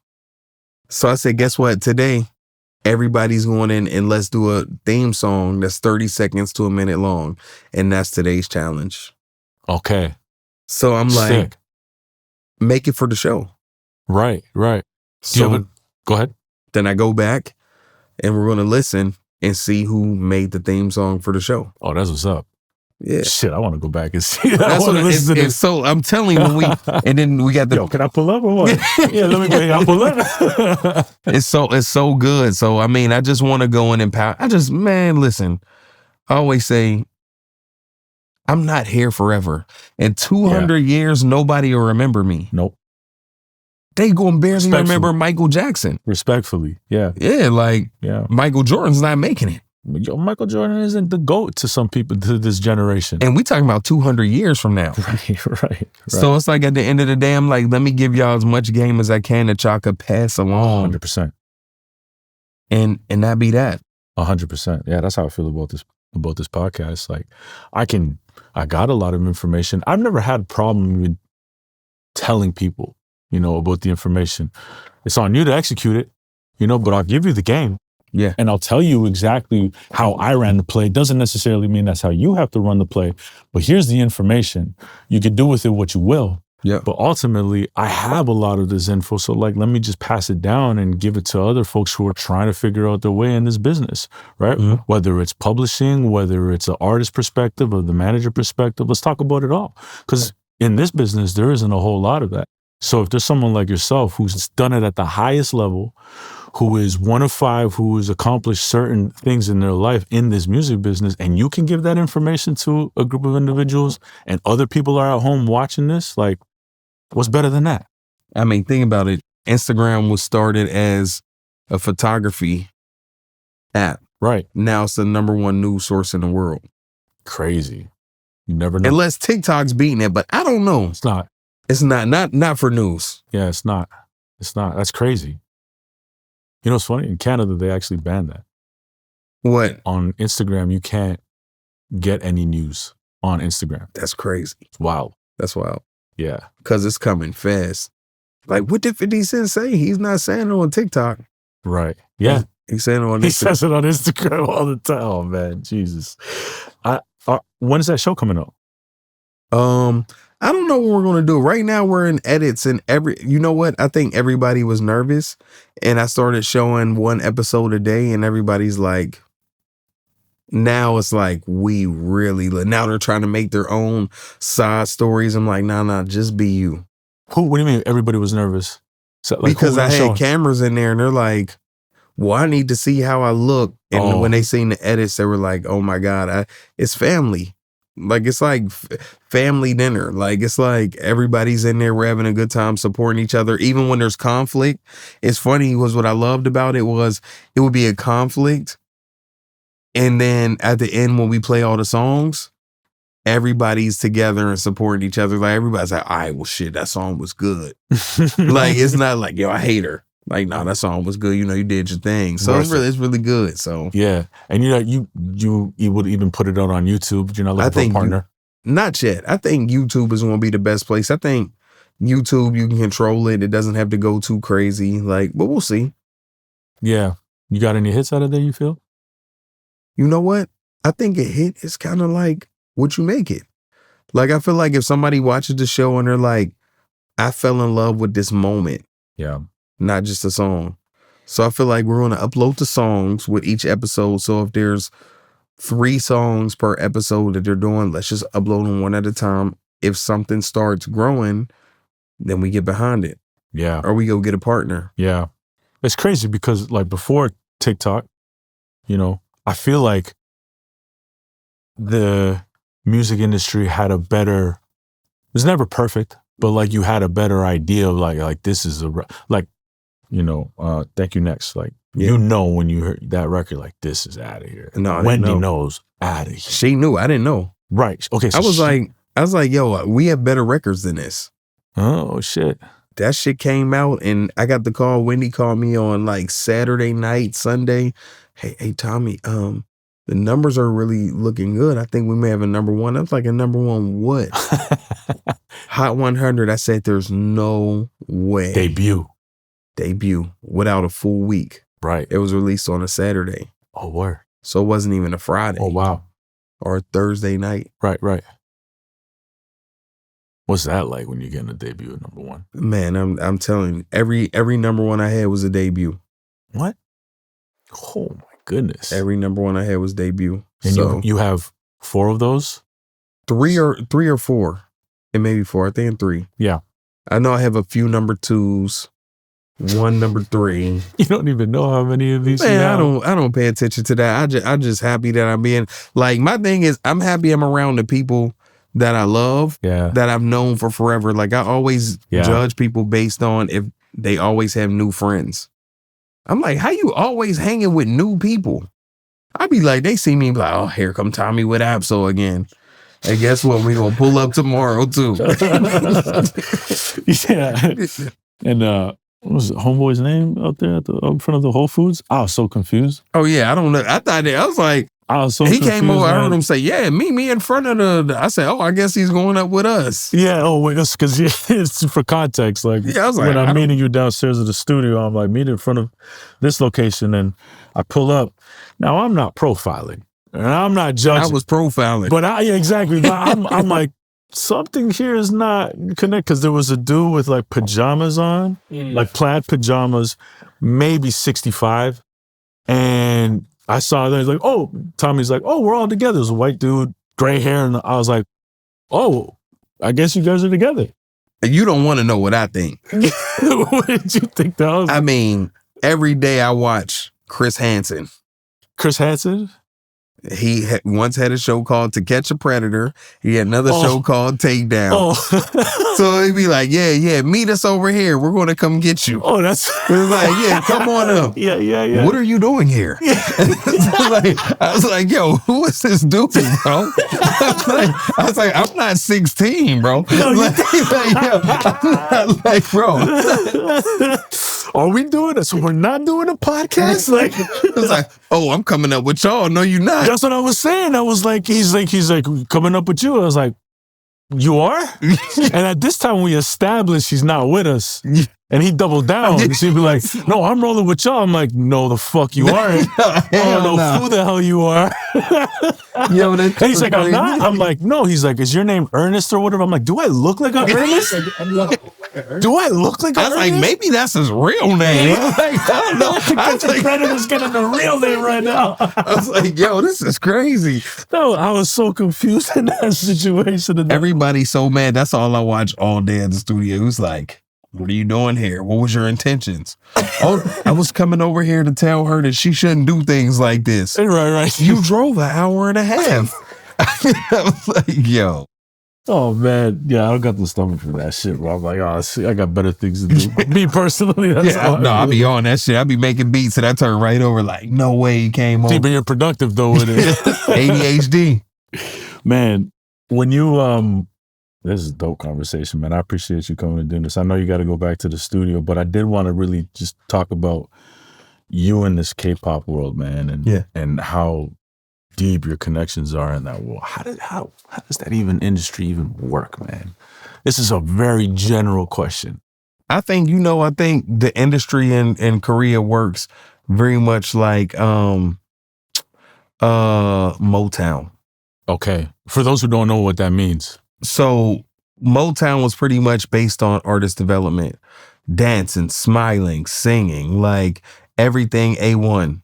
And I think that's really what K-pop is. I think they took that model and restructured it for the entire different country. And I think it works. Yeah. And I think America has abandoned that model. Mm-hmm. And that's where we suffer. No artist development. No. Did you see that early on? Because you've been working out there since 2010, you said? 2009. 2009. First record I had out there was with a artist named Weeknd. Okay. Rest in peace. Okay.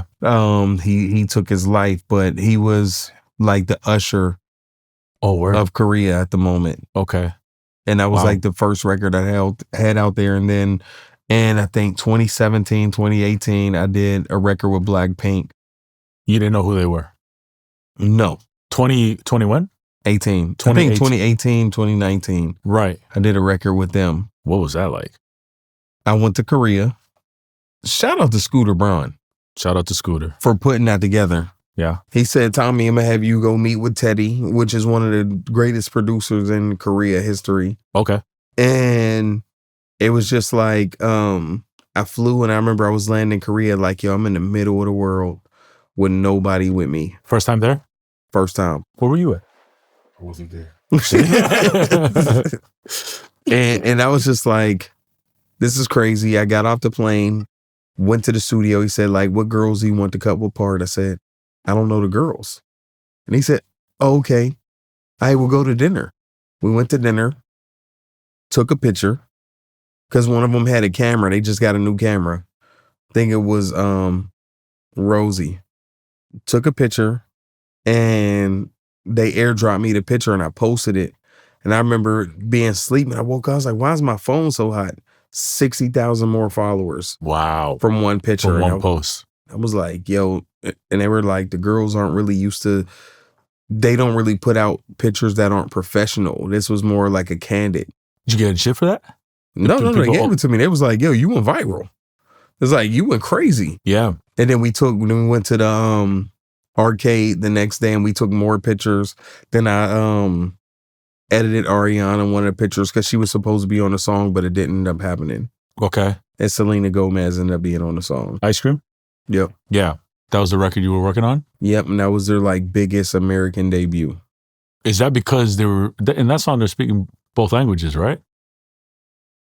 I don't know if they, maybe. Okay. I don't know if they are. I got to go back and listen. I've done a lot of songs. You've done a lot of old. You've done a lot of songs, man. So is the process of making, well, hold on, first of all, 60,000 followers, like in that moment, you know, like, okay, these girls are massive. I went to the studio and was like, yo, this is crazy. And that was jet lag. So they had like a massage chair. So I leaned back and went to sleep and woke up. It was 8 hours later. And Crazy. they still working on the song. I'm like, I've been recording for 8 hours, but that song was crazy. What are they doing in the like working? Perfectionist. Yeah. Did that show you a different level of like when you came back, you're like, all right, I think there's things that we got to do to step it up. Yeah, I'm always frustrated because I always try to give artists so much game and give them my worldly knowledge, but they're like, yeah, I'm going out tonight. Right. And I'm like, you don't want to be great. I remember you don't want to be great. Man, I was talking to an artist and she was in the kitchen. I said, who are you coming in the game to replace? She said, Michael Jackson. I said, Michael Jackson would not be in the kitchen drinking a White Claw, smoking a vape. You're not replacing him. Yeah. Yeah. Michael Jackson is outside in the junkyard. That story always stays with me. Where it's him where he tells Rodney? Rodney, yeah. He tells Rodney, I'm tired of these sounds. Go and bang some things in the junkyard and give me some new sounds. And Rodney's just hitting everything, just like rusted up and all that. It's a different level of... And that's why he's Rodney Jerkins. That's why he's Rodney Jerkins, yeah. And I mean, that's why you're telling me as well, because you can identify if somebody... You just know at this point. You know. I mean, you know if you want this or not. You know. Yeah. Yo, in K-pop, my boy, shout out to Jay Huang, he was the one that first put me on to... He manages Francis Got Heat and David Kim. He's an engineer, did a lot of stuff with Nas. But he was putting me onto all that K-pop stuff, and I was like fascinated with all this, but because over there physicals really matter, so you can get like an album cut and you can still make some real bread. That's the case. Yeah. But I mean, you have to wait a year to get the publishing paid. Yeah, I got a producer over there that's I partner with a while ago, Shintaro. He's crushing it. He's back and forth from Japan to Korea to Japan. J-pop. All of that. He's crushing it. Crazy. And he's like one of the most sought after producers in that world. Yeah. Is it true that these managers are like billionaires? That you don't see these managers? Oh, I mean, it's different. So when you say manager there, it's really an assistant. What? Yeah, so when you say manager in Korea, it's an assistant. So I'm like, oh, the girls' managers are coming. I'm like, why are they carrying the bags and on? Oh, they're assistants. But when you really think about it, an assistant, and I heard Mike Tyson say this before, like an assistant knows more about your life than you do. Oh, yeah. They're way more important than a manager. So like, don't degrade them by calling them assistants. Interesting. So they have much more reverence for the assistant and they'll call like their managers. Yeah. Interesting. I remember one of the girls dropped like a ring. We were playing whatever dancing game you dance on the thing. One of them dropped a ring. They picked up the whole game and moved the game to the side to get the ring. I said, you're not playing. I wouldn't have picked up. No, that ring was gone if you ask me. What do you mean? Like if it just fell somewhere, like it was it? In between the game. Okay. In the studio? Type? No, in the arcade. Oh, in the arcade. Oh, okay. They picked up the arcade. I said, this is crazy. Yeah. It's a different system over there. Yeah, it's a different system. You don't have a manager? No. How come? I think, I have people I partner with and there's ways we work out things and do things, but I've been deemed unmanageable. I mean, I think I have so many ideas and so many different things. I think it's tough for people to be like, okay, here he comes with another idea, but I'm in a rush to get to a no. Okay. I'm rushing to get to a no. Okay. Because a no lets me know I'm in the right direction of thinking differently than somebody else. So if somebody said, yo, you're 30 no's away from $1 million, how fast would you go to get a no? So true, man. Yeah. I used to have that same analogy. Just for me, I did sales. I knocked on doors for 5 years in Toronto. and then you knock on 100 doors to make a sale. And I always used to be like, yeah, but on that 101st door, there's a yes. Yeah. Like I got to go through 100 no's to get to that 101. Yeah, on a bad day, right? You call it a goose egg. Yep. If you don't get it, I'll be like, all right, in that day you got a goose egg. You go back to territory the next day, be like, all right, that 102, the second door, I'm going to get a yes. You just go through all these no's. Eventually you get to the yes. I'm rushing to get no's. Yeah. And everybody knows, like, I have friends all over the country. I'd be like, when you going back to your country? Oh, I'm going here. All right. Hey, Abso. Hey, man, you could take the next 4 days off. We got to go. We've been in Georgia, Korea, Dubai. Our passports are so stamped up, it's insane. But guess what? Because you got an idea. An idea. Okay. We sat in a meeting, I want to say 2 months ago, and I came up with a t-shirt idea on the spot. And I'm under the table on the AI, and I'm building the whole design of everything. I'm like, look, yeah, see? This is what I was thinking of. In the meeting. In the meeting. We're in there eating goat. What was we eating? Goat? Eating goat and rice. Goat and rice. I was like, I don't know. I never had goat. I was in there. I said, yum. Here's the design. Here's the design. For those who don't know, we keep saying Absol. What does he do with you? Absol, I mean, I grew up with Absol, and then not to be confused with Absol. No, not Absol. TDE. Yeah, TDE. Top was just at the house the other day and was like, I thought I had the only Absol. I said Absol. Yeah, that's what I heard. Yeah. Short for absolute. Yeah. So, I mean, Absol's been around for forever, since I was young, and then we grew up, we did music together, we did shows together, we went on tour together, and now we're just in here conquering this music industry. That's what's up. What's next?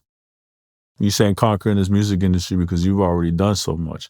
Is it breaking an artist and like, or like a, you know, the organization, the business, and like proper infrastructure? Man, I think what's next is just waking up tomorrow. That's it. I got to live in the moment. You always got these jewels, man. You always got these one-liners that are fresh as fuck, man. So I'm like, oh shit, how do I compete with this? I need a real answer. This is not an answer.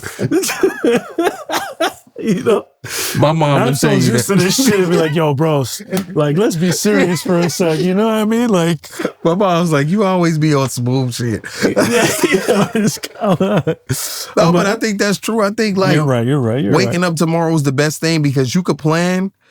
God laughs when you make a plan. Yeah, and I'm big on God, so it's like I follow what God. Like I go and I was so crazy. I'm gonna tell the story. It is a short one. So I was literally talking to one of my homeboys, I want to say a few weeks ago, and I was like, yo, I'm always scared to ask God to reveal things to me because it happens so fast. Because I feel like I'm really dialed in to what that is. So we were talking about it. We had the conversation, and then we went to one of the restaurants, had a drink. Walked across the street, had a drink, was like, yo, let's go to the third restaurant, then we'll go home. 3 drinks and we're out. We walked to the restaurant's empty. We say, you know what, let's leave and go to the other restaurant. We'll have one more drink and go home. We walked out, the manager chases us down. No, come in, drinks on me. And I'm like, oh, okay, cool, we'll go have drinks on you.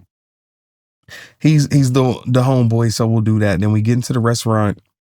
My boy's like, yo, it's a table of girls looking at you over there. And I'm looking and I'm like, oh, those are the homegirls. They work at the other restaurant. So I went over there and gave them a hug. And for some random reason, I sit at a table by myself. They're all at the bar. I'm just sitting there scrolling on my phone. And a girl who is a high and by comes up to me and she says, can I talk to you about something? And I say, yeah, what's up? She's like, I got to tell you something, but I want you to understand it's not from me. And I said, okay, what do you got to tell me? And she says, God wants you to like know it's okay and you can have those conversations and you can be like this. And she gives me a whole God spiel for 20 minutes. We never speak. She'll speak that. We just seen her the other day. She said hi bye to me and spoke to him. 20-minute spiel on, yo, God wants you to know it's okay. and you can do this and you can do this. And if you feel like I'm saying something wrong to you, you can tell me. And I said, no, keep going. And she went through the whole thing, and I went to my boy at the bar and said, yo, so crazy. Everything we talked about, she just said. And she comes back and doubles down like, yo, I want you to know, like, and my boy's laughing, and she's like, you're laughing, but I'm serious. And he said, I know you're serious. And that's what's funny about it, because this was the conversation we had.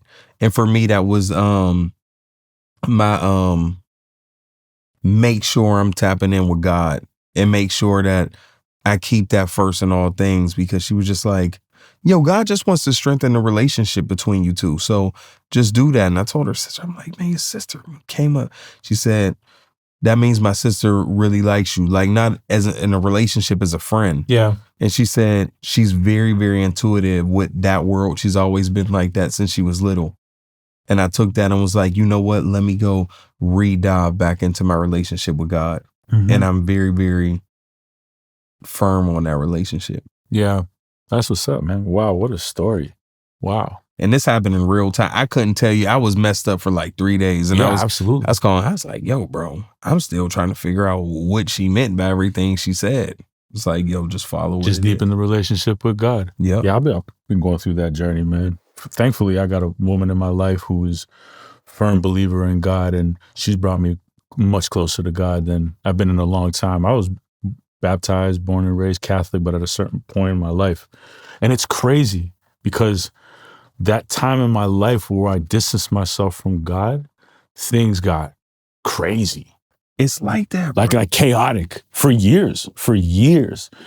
And now that I'm, in a very committed relationship, I stopped drinking, and been building this relationship with my girl. She's bringing me closer. I still have questions.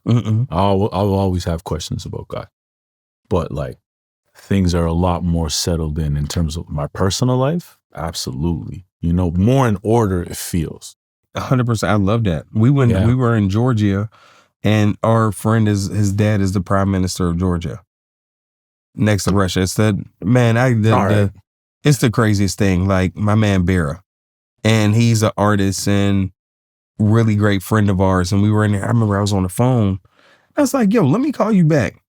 And I had like a feeling, and I said, hey, Bear, I want to get baptized while I'm here.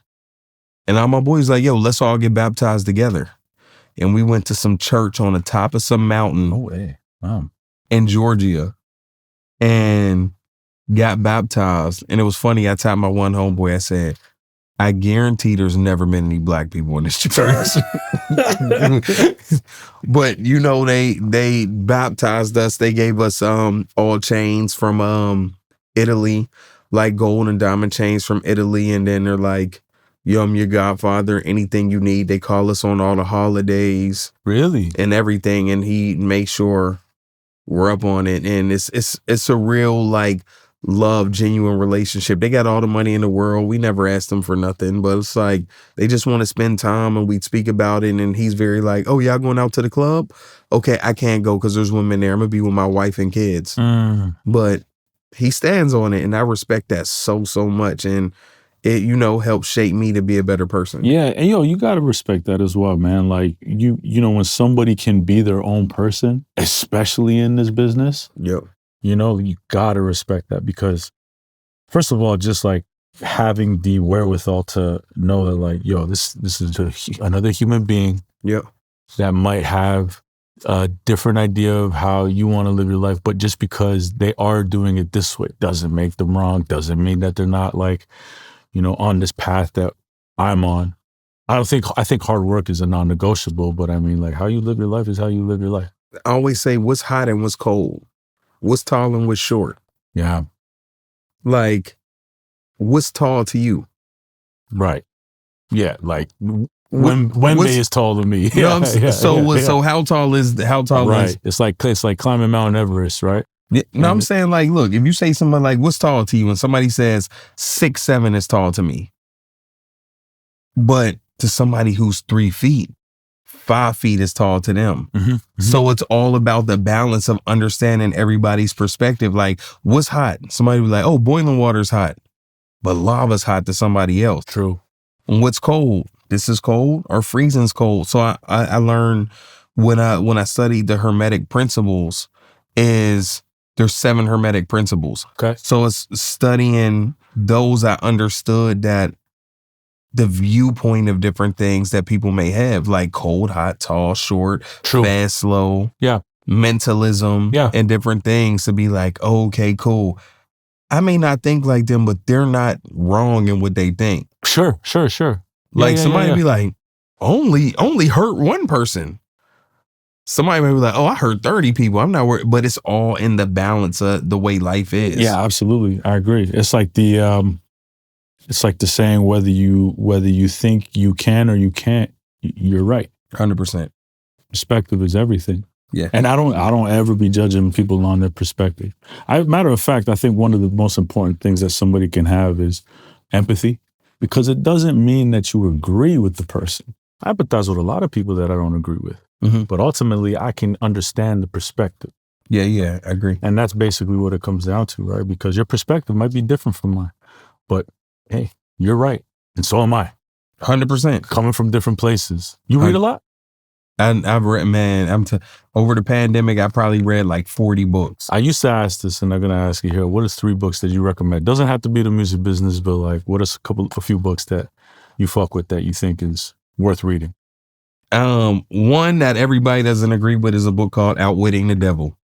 Okay. Heard of it, never read it. So it's an incredible book. It's a conversation between a husband and a wife and a devil. And the devil was like, if you call me sir or whatever it was, that I'll give you the truth. And the book was written like 100 years ago. And everything in the book still is true to today with a lot of things that it speaks about. Like, oh, why don't you take over the church? Because the church does my job. They make you fear me. I'm not somebody on the other end waiting with a pitchfork. I occupy 50% of your mind. And he says my opposition occupies the other 50% of your mind. So it's 50-50, negative and positive. So it's like it's an entire deep dive on that, which is it's a really, really good book. There's a book called Create the Future. Okay. Never heard of that one. So it's a book where one way is this and the other way is flipped upside down. So half the book is one way and half the book's the other way. It's a book about disruption. So it talks about like how not FedEx, Kinko's was the first people to develop the computer. Uh-huh. But Bill Gates and what's my man from Apple? Steve Jobs went and viewed it and was like, why don't y'all invest into this? And they're like, no, we're doing printers or fax machines or whatever it was. And they went and took that idea and built it to $1 billion company. So it's like understanding that 90% of opportunity is right in front of you, but everybody's looking for the other 10%. So that's a really, really good book. And it's built like a blog. So it's not like you have to read it from top to bottom. You could jump from different pages. It's like, how many jobs does a paperclip have? Right. Okay. To some people, it just holds paper together. But to other people, it may have 10 other jobs, and understanding the disruption of what that is. Yep. Oh, there's another great book that is How to Win Friends and Influence People. Yeah, that's an old one. It's an old one. Dale Carnegie or? Yeah. Yeah. That's another classic. It's a classic. What'd you take from that? It was just, you know what? I've read so many books that I don't even know what came from that book. I just take the lessons that all around. Like, I just tap back into it I don't know how to explain it. Like I read a lot and I just kind of put it all into one book of life. Yeah. Yeah. So, and then I always think the Bible's a great book. Yep. Basic instructions before leaving Earth. Mm-hmm. Absolutely. I think from the books that you reference, it gives me a clear idea of who you are, why you've been able to have this longevity in your career, and why everybody rocks with you. You know what I mean? And you bring good energy. And man, I just appreciate the transparent, honest conversation that we had on this podcast. So thank you, man. Man, I appreciate you for having me. Thank you. Absolutely, brother.